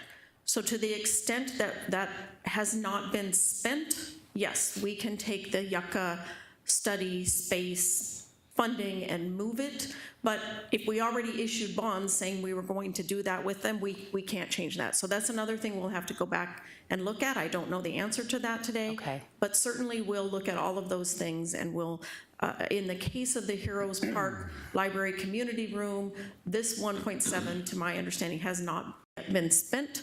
And so to the extent that it hasn't been spent or the bonds have not been issued, we can change it. Okay. So those are all the things that we'll go back as a staff with your direction and look at how we do that. Okay, very good, Mayor. I support that. Mayor? Okay, time out. So my question is, the project that we're doing for downtown right now that we're fully expected to get into, when should that project be finished? Or amphitheater, that whole? Early 26. What year do we think that'll be completely finished? Mayor, members of the council, I've not seen it updated, but I think our general thought was we would be underway this summer in approximately a 2-year construction cycle. So just roughly saying summer of 25, but we'll have updated information on that here shortly. All right, and that's sort of what I thought, but I just wanted to double check. So my thought is if we did decide to move Velma Teague up, I wouldn't want them trying to work on that while they're working on everything else, because I think it's going to be way too congested. But if we could work that out to where as soon as they're finishing this, they could start that right away, then we're not really interrupting anybody. We're, they have a chance to not take up a lot more room, but at least that would still bump that ahead by at least a minimum of 2 years. Mayor? Mayor. Okay, I'm trying to figure out who's, go ahead. I think it was a Just tie. quickly, one of the things that we've told our design team that's doing the work on Murphy Park is to anticipate that at some point in time, the library may be redeveloped, and so to design the park in such a way that if the council did decide to do something differently there, that the way the access points are working and the way the circulation is working, that it wouldn't be in conflict. So there, I think the city can accommodate that. We can phase in the library improvements without disrupting all the work that was done on Murphy Park. Thank you, Mayor. What I was going to say, and what I just mentioned to Councilmember Aldama was, at least we could at least do something about the exterior so that the aesthetics are not completely different from whatever City Hall ends up looking like, so that it's going to be a campus. You want campus, you don't want, two completely different style buildings, at least the exteriors on the same campus. So I would think that might be a starting point where, you know, that the inside's going to need work too, but that might be enough to do something with the exterior where at least it does look like a campus and that the building belongs in the same campus as City Hall. Mayor, Councilmember Talmachoff, so one of the complexities is in our public meetings that we had a number of citizens in the downtown area referred to the library as a kind of historic, the look and feel. I agree 100% that what we probably want is a campus that feels integrated, but we probably need to build in a little bit more with libraries, build in a little bit more public process so we can work through just exactly that kind of an issue. We don't want to make an assumption that people will want to have a more modern looking facility. Exactly. So that would be what we would do. We would say, do we want to pay respect to the existing design but update it? Do we want to start fresh and reprogram it altogether differently? So having the money on the kind of the programming side to start both with the scoping and the citizen outreach, and then kind of start developing a project options for the council to consider, this is the appropriate time to be doing that. Mayor. Okay. You were next. Thank you, Mayor. Appreciate it. With regard to the question that the mayor posed, I agree to some extent. That's why I said that logistically it could be challenging to do it at the same time. I do agree that it could be, that's why I said in 25, but let's not underestimate, and nobody is, but let's not underestimate the ability our staff has, our architects have, and builders out there, because they can churn out a project like that in no time.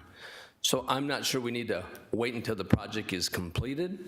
If we had to hire on another architect to start on that project, we can do that. Logistically, it could be challenging by closing the library, and what are we going to do with that, because that's not in any plans. But I don't feel that we have to wait too far out until the project is done. We can start design now, and we can start the project in end of 24 or middle of 24 with no problems at all. Just depends how you design the project around the contractors and design. Thank you, Mayor. So to that, when the appropriation would start July, the appropriation would start July 1st. We would have to go through a separate, likely a separate RFQ process for that. So that's going to could take 3 to 4 months just to get somebody on board. Correct. You're probably going to be a 12-month design process minimum by the time you include. So then we're really into construction starting probably sometime in first quarter of 25 would be one of the more aggressive timelines. So you would probably get you to where you want to be at. But certainly with this information, when we come back with some updated information, as Vicki mentioned, we'll try to also start anticipating schedules and really give you a better sense of that. Mayor, if I may. Somebody put a new mic on here, it's really loud. Yeah, that's precisely what I'm talking about. The procurement process alone can take some time. So, but let me just put in perspective, the condition of the library is such that employees can't be there. The library is aged, so it really needs to be remodeled completely inside, including the FF&D or the furniture, fixtures, and the equipment. It all needs just updating. I also want to remind us that other libraries, except for Heroes Park, is aging, and so we need to look at that too. But right now, the need is, if everybody agrees, is Valmeteague Library needs to be looked at. It needs a significant update. We are far behind. I did speak to 2 individuals that are part of the Historical Society, and yes, they agree that the library is not, while it's historic to us, it's not registered, and it's not historic because it was built in sometime the late 60s, early 70s. And the slump block will give that away. But it still means a lot. But there's significant needs, and so I think the process you outlined will work. Thank you, Mayor. Thank you, Mayor. I am in favor of doing something with Valmeteague. Councilmember Aldama is correct. It's very old and it needs a lot of tender, loving care.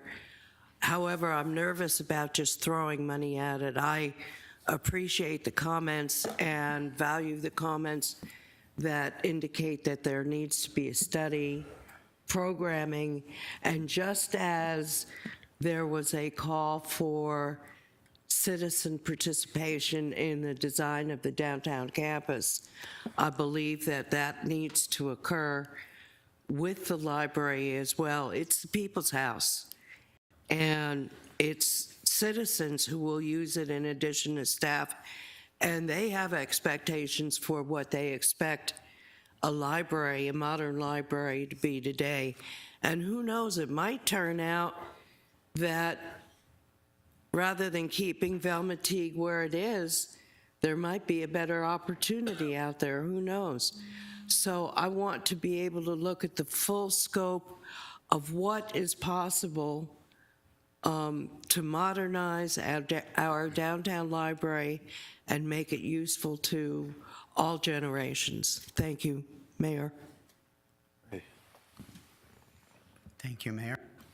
I agree with his comment about Velma Teague, and specifically, I'd like staff to look at moving $1 million from the fiscal year 28-29 to the fiscal year 24 for design and review and programming, and move the fiscal year 28 balance to the fiscal year 26 for actual, if we decide to move that direction, that it's in the budget for fiscal year 26. And I'd ask council consensus on that. Thanks. Mayor, members of the council, just let me make sure I understand. You want to move 1 million into 24, but then you want to wait a year and then put the remaining balance in 26, or did you mean 24 and 25? Whatever would work the best. Okay. I mean, it could be sooner than 26, but with downtown project going on, I believe there needs to be some integration, as has been stated several times, but I think we need to also not have too much going on at the same time, and make sure that the plans are all there and that the two projects are coordinating if we decide to move forward. So that is what the design and programming would do. And then at some point, if we put it in 26, it could be 25, it could be sooner, but I don't want to also pull it in when the funding may not even be available, and I'm asking staff to just see if it's possible to make that change. And then later, if we decide to move the library closer into 25, or even 25 or whatever, then we could make that decision at a later date. Mayor, members of the council, I think I'm going to repeat something maybe Mr. Phelps said, but I think that maybe if we have council consensus to pull this library project forward, then let staff go back and work with engineering. We'll talk about how much we need for the first year and how much we need for the second year, and that type of thing, and what the phasing, or not the phasing, but the schedule for it might look like, and then we'll come back to you with a plan and an update, if that's the consensus of council to do that. Before we do that, Thank you, Mayor. I just want to say I am willing to look at Velma Teague and what its needs are. I think we have to go through a process first to evaluate, better how can it serve, or this general part of town, and what are the needs, for the families, for the business community, for anyone else. So I'm not opposed to doing this. I'm concerned that our downtown project creates a certain amount of stress in the community. Adding into it, digging in too quickly to the Velma Teague situation can add additional stress. I'm just concerned that it's maybe not healthy to go too far too fast on that particular project. I'd kind of like to, I'm willing to bring it forward from 28. I'm just not ready to start on it tomorrow. So I just think we should, and I know that we have a major project going on at the main library in the CIP. We need to not stress our library planning and all of that too far. And I just want to make sure that we do a good comprehensive look at what other cities offer in their central core libraries before we decide what we need to be offering in ours. Thank you. all right, so consensus is for them to bring us something about bringing this project forward. Yeah. Okay.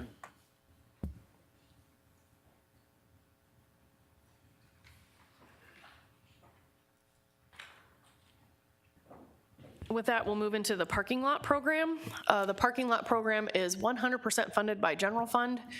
which is just annual funding for parking lot and garage repairs. There's one project in this program.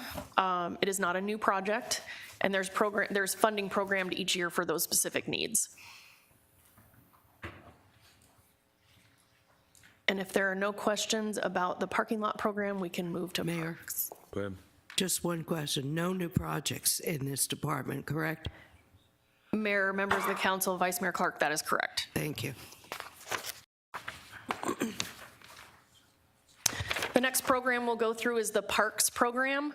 The Parks program is 68% funded by Parks General Obligation Bonds, 18% funded by Open Space and Trail General Obligation Bonds, 13% by ARPA funds, less than 1% by the general fund, by development impact fees, and cultural facility general obligation bonds.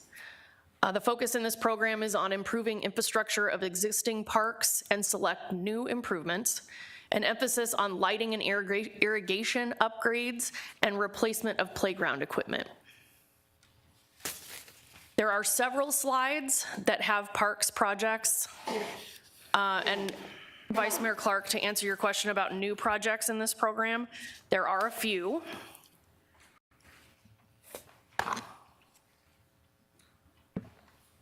There are 3 to be exact. CIP PK 24001, CIP PK 24002, and CIP PK 24003. Those projects have been funded through, if council recalls, we had a project in the CIP that had $10.5 million in it each year for park improvements. We reduced that to $4.5 million last fiscal year the ARPA funding came in, and we were able to fund a lot of our projects through ARPA that we originally thought were gonna need to be funded by bonds. What the Parks Department did was they took that $4.5 million that they had programmed in fiscal year 24 and split it into specific projects. So the overall program has not increased. Mayor? Go ahead. I'm sorry, I was asleep at the wheel. Could you identify those new project numbers? Of course. CIP PK 24001, New World Park Irrigation. CIP PK 24002, ADA upgrades. And CIP PK 24003, parking lot improvements. Thank you. And with that, we can answer specific questions about the parks program.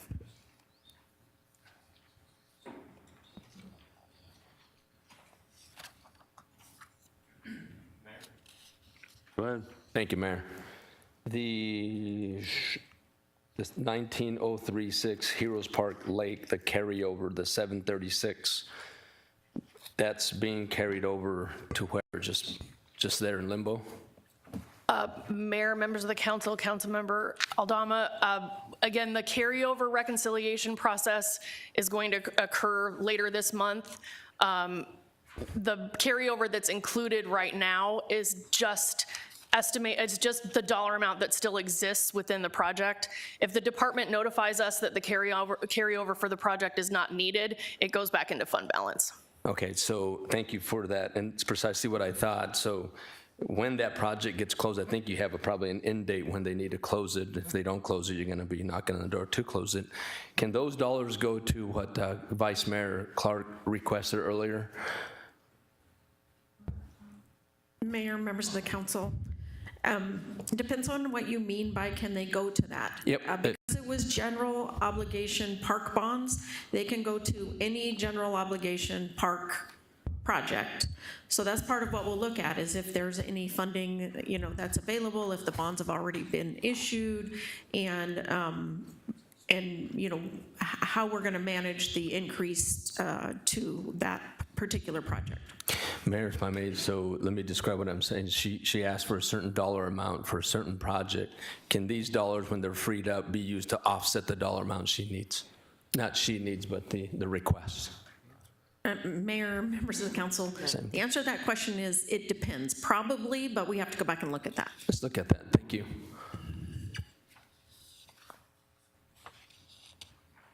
Mayor, I have one question that probably you all can't answer. Mr. Burke may have to answer. There are a lot of parks listed in here that are getting some kind of treatment. Will this does this cover all the parks that are within Glendale, or is this a multi-year program? Please refresh my memory on this.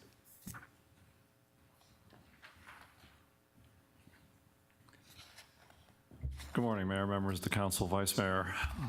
It is not all the parks in Glendale. This is the first phase cut at the first 5 years of parks in Glendale, and it's what we thought we could get done, which is proving to be a bit challenging. But we have a plan to continue rolling in, bringing in new projects each year. Okay, that's what I thought, but I just wanted to confirm that and be sure. So this is a 5-year program, and this is just the first year of the 5 years. That's correct. Thank you. Any other questions with regard to parks? Seeing none, I guess we can move on. That moves us into the public safety program. Bear with us while we get to that slide.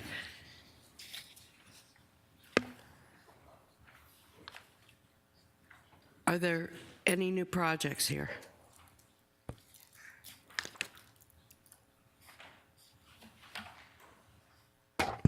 Vice Mayor Clark, let me check on that. Yes, there are 3.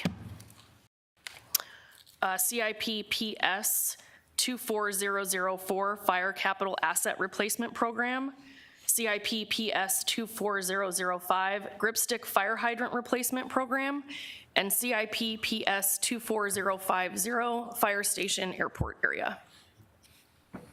I do have one question, and this I don't know who it would be directed at, but the new project 24050 fire station at the airport, I thought that was going to be a dual facility, fire station and police facility, but it's only listed here as a possible fire station. Can you explain, please? Mayor, council members, Vice Mayor Clark, this is actually a new project. What you're referring to is West Area Fire Station. And meeting with the fire chief, when he reviewed the data with me, we saw a potential need, and so we put money in for a study for next year. I think next Tuesday he's bringing forward to council in workshop what his proposed information is to justify that need for the study. So you'll be seeing that next Tuesday. This would be a potential additional fire station, but this would be to fund the study to do that. Will this include an adjunct police station at the airport as well? I had the, Mayor and Council, Vice Mayor, I had the conversation with the fire chief. I'm sure before we would get that, we would go up through Rick St. John, who's over public safety, and determine if we potentially would need police presence there as well. So we would look at that. Okay, because it seems to be logical that we would be doing both at the same facility. Thank you.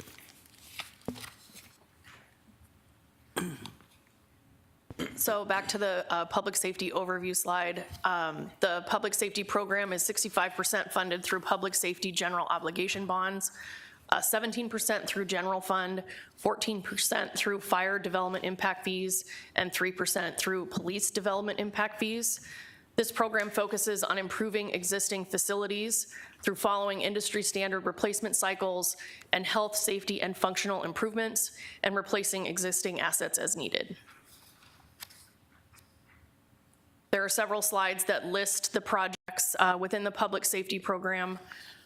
Councilmember Clark, or Vice Mayor Clark, excuse me, there are three new projects in this program, which I mentioned earlier. And with that, we can answer any other questions that council may have about public safety projects.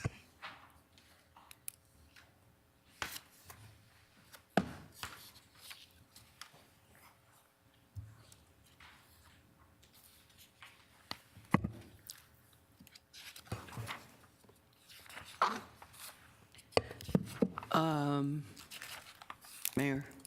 Go ahead. Looks like we're adding roughly, again, I just want council to be aware, under public safety, we're adding new projects that total a little over $4.5 million. Is that correct? 4.5, 145, and 75. So it's a little over 4.5 million. Correct? Mayor, Vice Mayor Clark, that is correct. So at this point, I think what I would appreciate when all is said and done, we go through all this, is just a separate list of all new projects and what the total dollar amount is for those. How much has staff asked for and gotten in terms of new projects? And that would, I think, satisfy me right now. Mayor, Vice Mayor Clark, we can provide you that information. Thank you. Mayor? Go ahead. Thank you, Mayor. Question is with regard to the Phase 2 court renovation. It's out in fiscal year 28, 10 million. Did we conduct a study on what those needs are for Phase 2, or is that just a dollar amount placement for 28 for the court building? We just tell them what we want.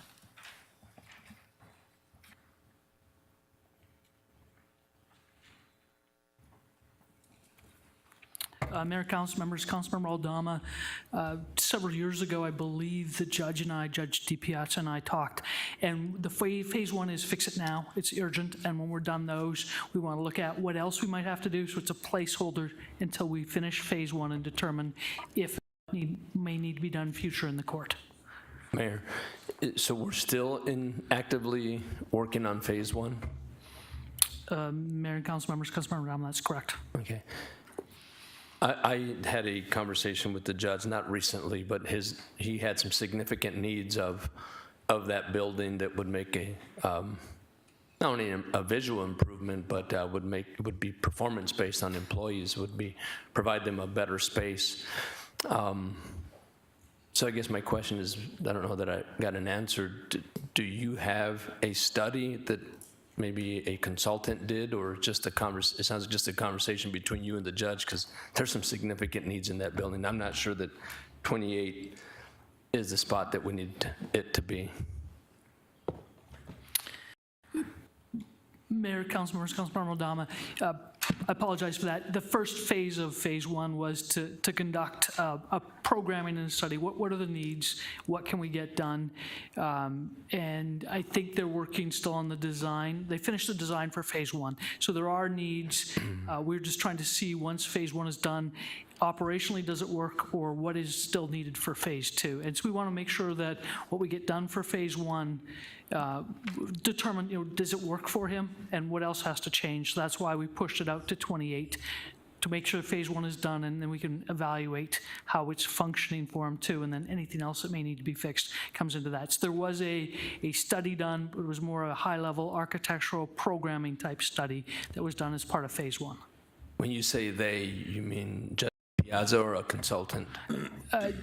I think it would be both. I think the judge would have to be involved in it, because it's big on operational. How is the court functioning? Is it working for him? And then it would be a study with a consultant to determine what the needs might be and how we would address it with the building. Mayor, yeah, I'll use a term that it's like sardines in there. They could be more comfortable than that. Just when you walk through there, it's pretty packed. So as long as you guys are looking at that, the judge and the judges together could determine how soon those needs are. If they're not shouting that it needs to be done any sooner, then I'll leave it as is, but I understand what you're doing. Thank you.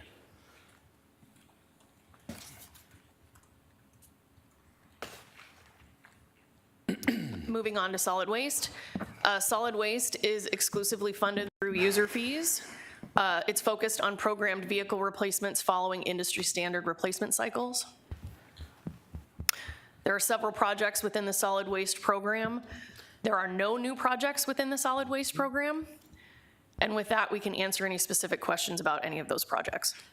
Mayor, can I just ask, when you skip to the next section, can you give us the page number so I can just type it in and not have to scroll to try to find the right page? Thank you. Yes, we can do that.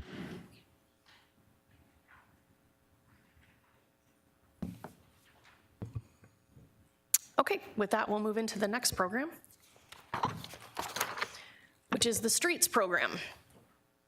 The streets program starts on page 271 of your PowerPoint presentation.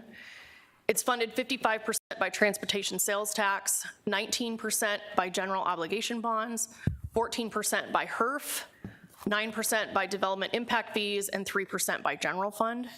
One thing I'd like to mention at this point in the streets program, the streets program is out of general obligation bond authorization. So there are projects that are within the current CIP in fiscal year 24 forward that would not be able to be completed without additional voter authorization. The program includes safety projects, including Olive Avenue, 59th Avenue to 67th Avenue streetlights, 53rd Avenue and Camelback Road Hawk, 58th Avenue and Bethany Home Road Hawk, speed feedback signs in school zones, an update to the guardrails, flashing yellow arrow phase 5, and the transportation safety program.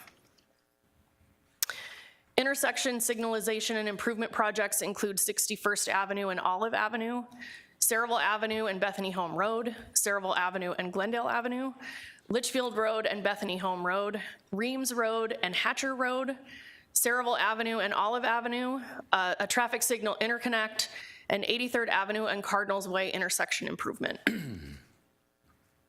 Active transportation or bicycle and pedestrian projects include Central Core sidewalk gaps, the 67th Avenue bike lanes, Maryland active transportation improvements, and Missouri active transportation improvements.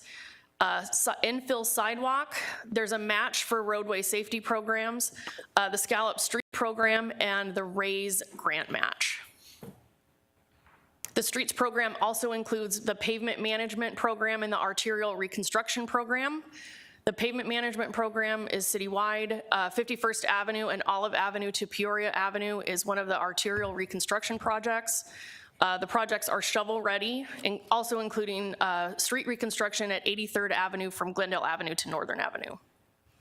And then miscellaneous projects within the streets program include the right-of-way landscaping plan, the transportation long-range plan, Safe Streets for All grant, and advanced traffic system management. There are several pages of streets projects within your binder.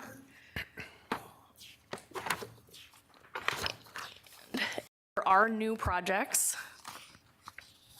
There are several new projects, actually. So project CIP ST 24013 through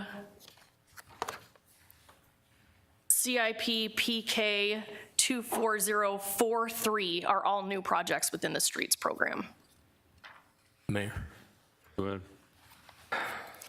The project 23057, phase 5 of the flashing arrows or yellow arrows, I'm really glad to see that continuing. Can somebody in staff tell us where we are with that?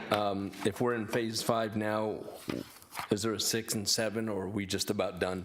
Or will 5 wrap it up, I should say?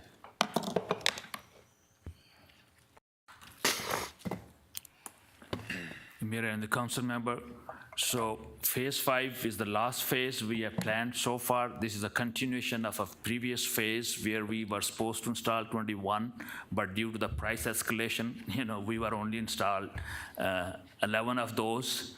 So next 10 we need to install, so we hope this will get us another 5, and then we go and try to get a grant fund for another 5 to complete it. But this is an ongoing project. This is what we have identified so far.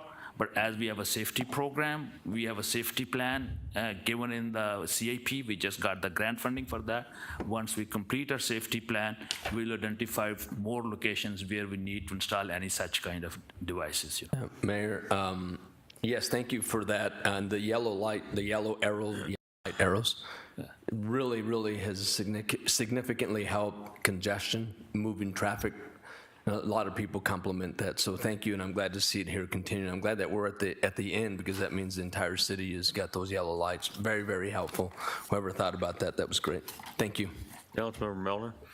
Thank you. Along that same line of thinking, I know there's a couple of intersections in my district that our citizens have requested many times. I've spoken with your department regarding 67th Avenue and Greenway. And I notice we have a project in 2526 for the intersection. Will that include yellow light changes as well, or is that incorporated into that, or is it simply the intersection itself and not changing the light? We, if you don't mind.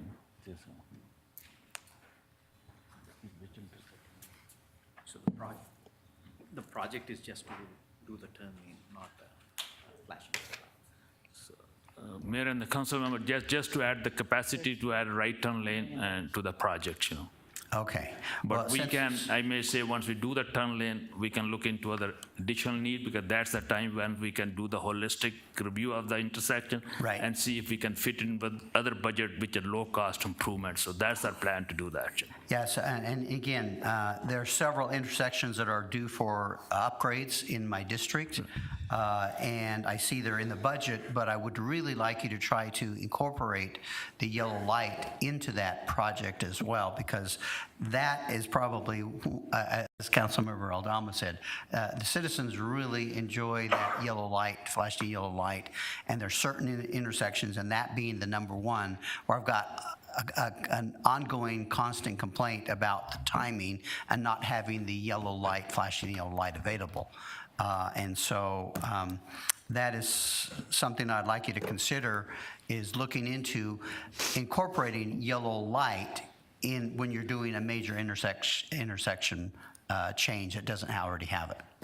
Mayor and the council member, I think this is on our priority. I fully understand the value of a flashing yellow light, how much indication it gives to assigning the right of way. The existing way, the way our specification are written in Arizona Department of Transportation, that require a complete rehabilitation of the intersection, which are very expensive. We in the House are doing a trial without changing the whole intersection. We have 3 red, yellow, and green. So instead of having a green bulb, we want to install an arrow and just flashes, which will be very, very inexpensive and the right way of doing. So we are going to do those trials. If that is successful, hopefully it will be successful.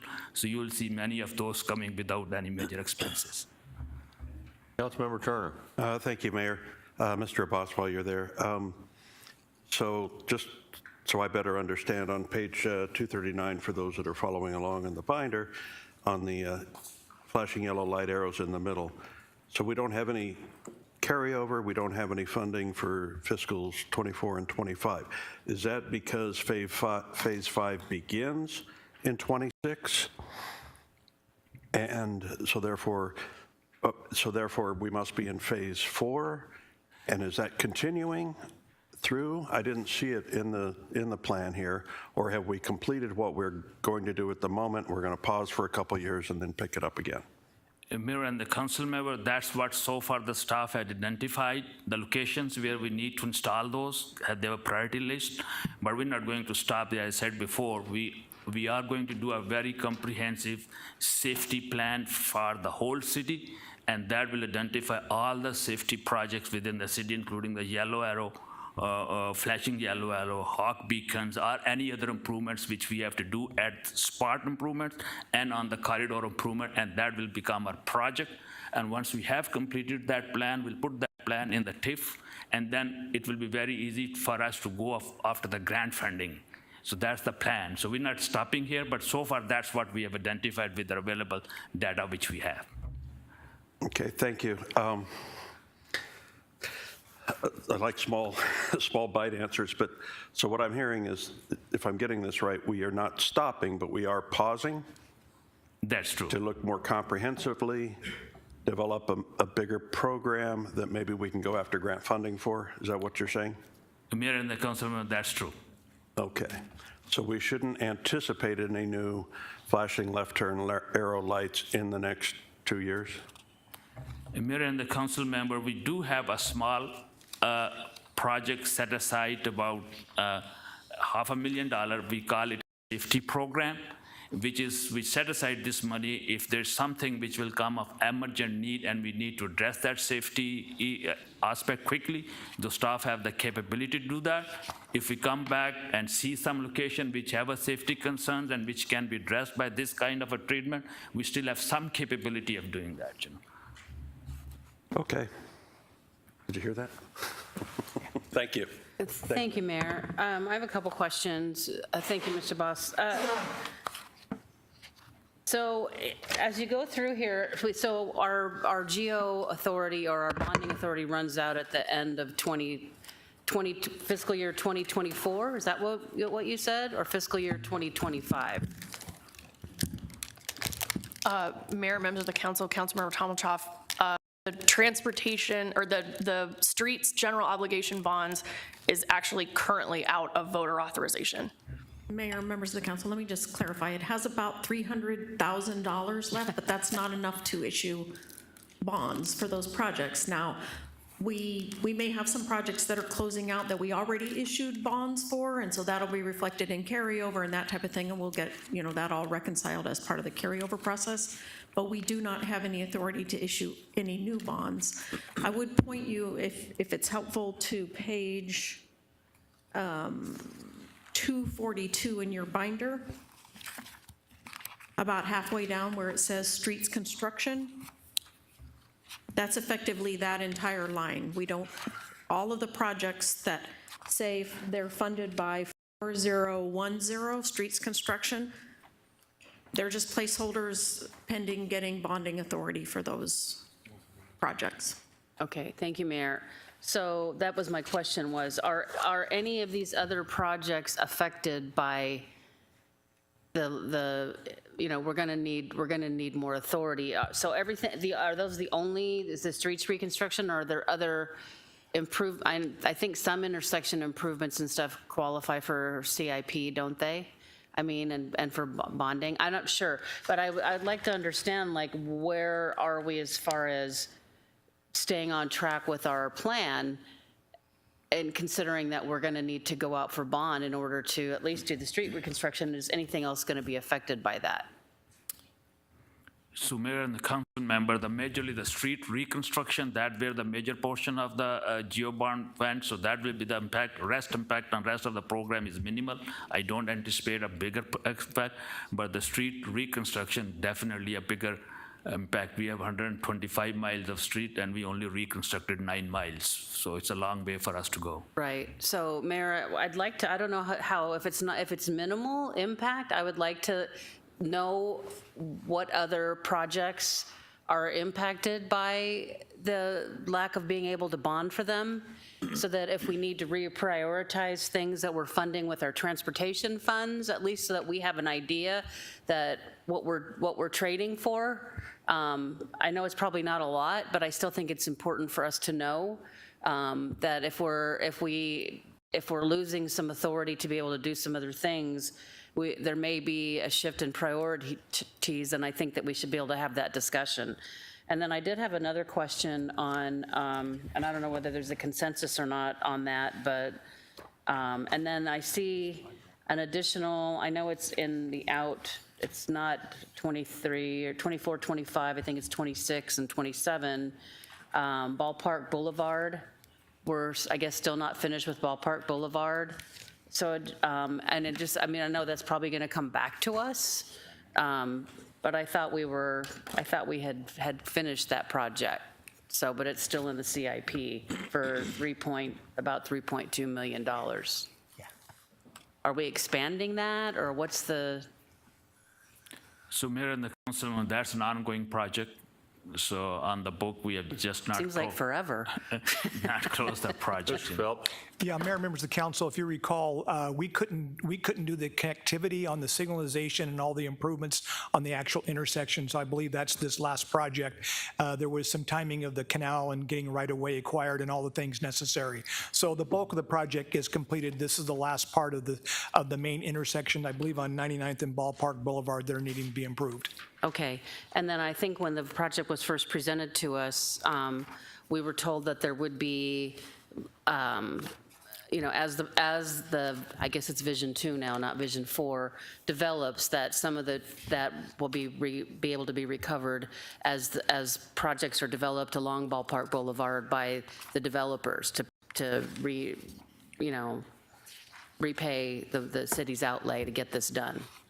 Mayor, Councilmember Talmadge, members of the council, yes, that is correct. In fact, we've already got a couple projects that are in right now working with planning, and we also have been working on the lift station, which is really the biggest thing we had to get put in place for Vision 2 to be able to start doing development projects, but it is all progressing, and you are correct. We should see some projects here in the short order coming back to the council. Okay, thank you. Mr. Milner. Thank you, Mayor. A question regarding that was mentioned, the right-of-way improvements that was mentioned, that's in this budget, is that correct? I heard you mention that. Mayor, members of the council, Councilmember Melnar, that is correct. Okay, and because I know we had a conversation a few weeks back, or maybe it's been a couple of months, that we discussed, that program, and it seemed like many members on the council were interested in adding additional funding to that project to expedite the overall improvements to our right-of-ways. Was that taken into account when we put this together? I didn't see any adds to that. Mayor, members of the council, Councilmember Melnar, the project that's project CIP ST 24035. My understanding is this is the funding as it was presented to council during workshop a few weeks ago. Okay, very good. So I guess my question would be then, if there's desire of the council to look at, and again, it would probably need to come from general fund, and again, similar to what we did with our streets, where we added additional money to our, pavement management program to expedite that and get it up to speed. Is this a proper time to be talking about whether we want to do that here and create another funding source for this project if the council feels like that's an appropriate timing? Mr. Phelps? Mayor, members of the council, again, what we presented to the council was really kind of an approach that we would see an ongoing repeat cycle, kind of like with the pavement management plan. We can look at accelerating. Remember, there's funding sources as part of this project as well that factor into this. A lot of it will be just how much we can implement in a given, within a given 12-month period, but we can certainly look at that and come back at our next meeting and give you an assessment of whether we can accelerate that by putting more funding. Thank you. Mayor and the council member, recently the city came to know there's a state grant available, WIFA, they have about $200 million, and we are in conversation with them on this particular project. And this project looks like they have not issued a grant, but we have some communication with them, and looks like this is a very favorable project with them because it saves a water conversation, and this whole $200 million is for the water conversation. So we are hoping we get the grant. If we get the grant, then we don't have to phase out the project, so we can just finish it, Sure.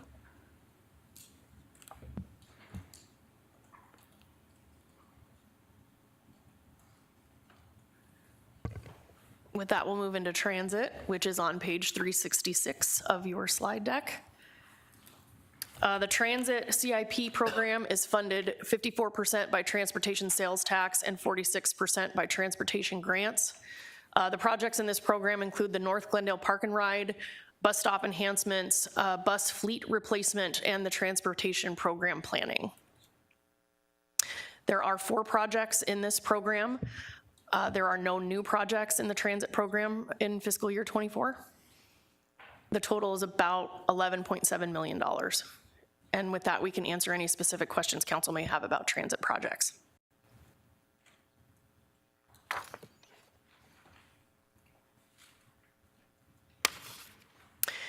That moves us into water services, which includes water and wastewater.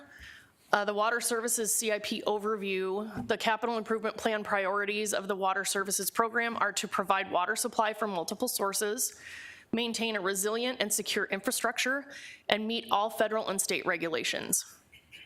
The first program we'll go through is the wastewater program. The major projects for the first 5 years within the wastewater program are to rehab sewer lines, manholes, and lift stations at $59.4 million. The 91st Avenue wastewater treatment plant at $21.8 million. And rehabilitate West Area Water Reclamation Facility at $21.1 million. The funding sources within this program are the sewer operating fund and then sewer development impact fees.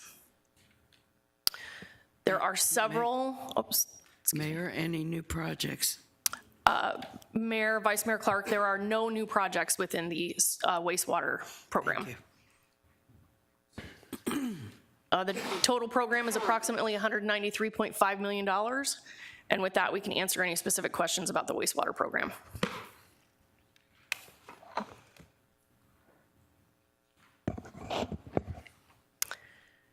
Mayor? Go ahead. That was your last slide, correct? No? No. Then my question will wait till the end. We got one more. That moves us into the water program. Get there in a second. The water CIP overview is on page 399 of your slides.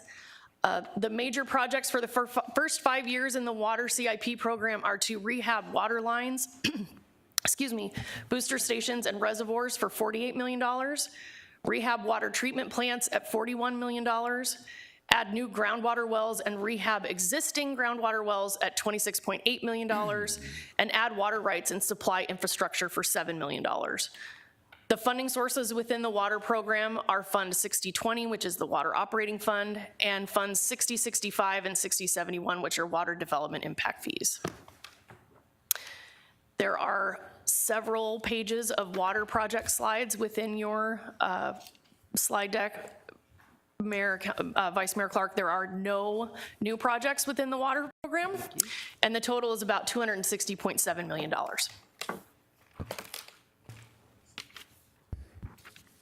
Mayor? Question about water. Yes. I don't see any new projects, but I see some pretty substantial project increase. Are those inflationary, or were there changes?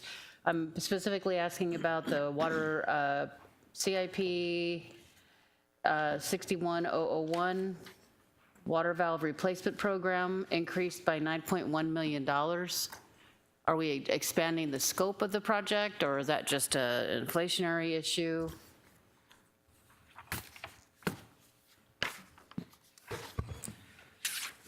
Mayor, Councilmember Tomachoff, just want to make sure I got the right project. Is it 6101? Yes.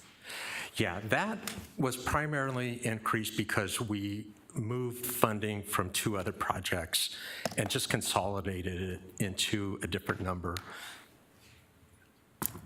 Okay, yeah, I see some of the, Mayor, if I could, some of the bracketed, it's just hard to know, to be able to put them together. So is that basically the reason that things were increased by, was it assigned a different number? Well, it was about 2.4 million that we moved from another project, and the project was 22070. And then the rest of it, as you indicated, it's identifying new valves and infrastructure that needs to be replaced that came out of our master planning program that was just completed within the last year. And also inflation has played a big role in us being able to fund these projects. Okay, that answers my question. Thank you.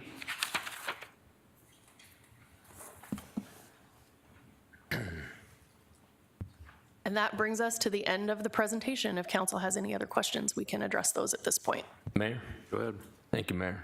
My question is, I know you've got the total for each category, the carryover. Can you tell me what the total carryover is? And I have a question following that. Do you have that today? For all the projects that are going to be closed out? Mayor, Councilmember Aldama, I do have that number. Okay. Just a second.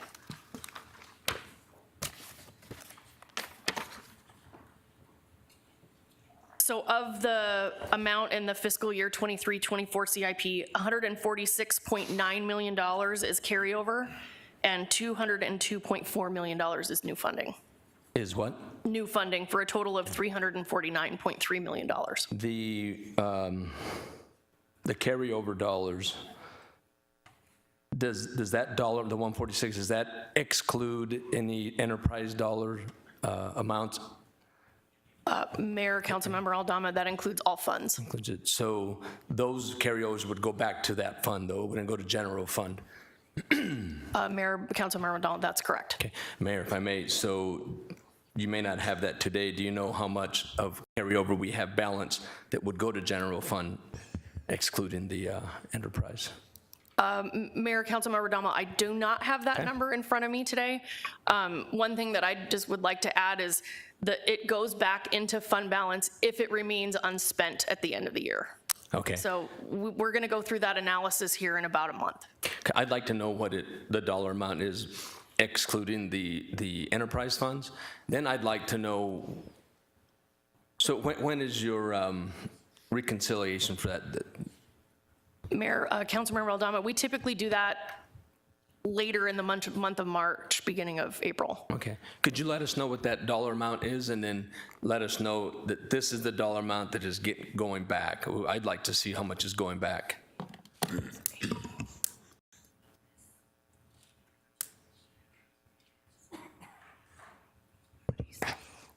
Mayor, members of the council, Councilmember Aldama, I've just been corrected that we actually do have that information in the in your binder. Okay. On page 3 of the summary by funding source, the first column is carryover by fund. Okay. I'm not there. Can you tell us what that is? It's the general fund carryover is just over $14 million. Okay, so that's all reconciled already? It's not reconciled yet? Okay. No, Mayor, Councilmember Aldama, no, that has not been reconciled at this point. Okay, again, will you let us know when you reconcile and how much is going back and where it's going to? I think you've already told us, but I'd like to see that. Mayor, members of the council, yes, we can provide you that Thank you so much, and thank you for the presentation today. Anything else? All right, there being no further business before the council, this meeting is adjourned. Hey, Amy, can you show me where that is?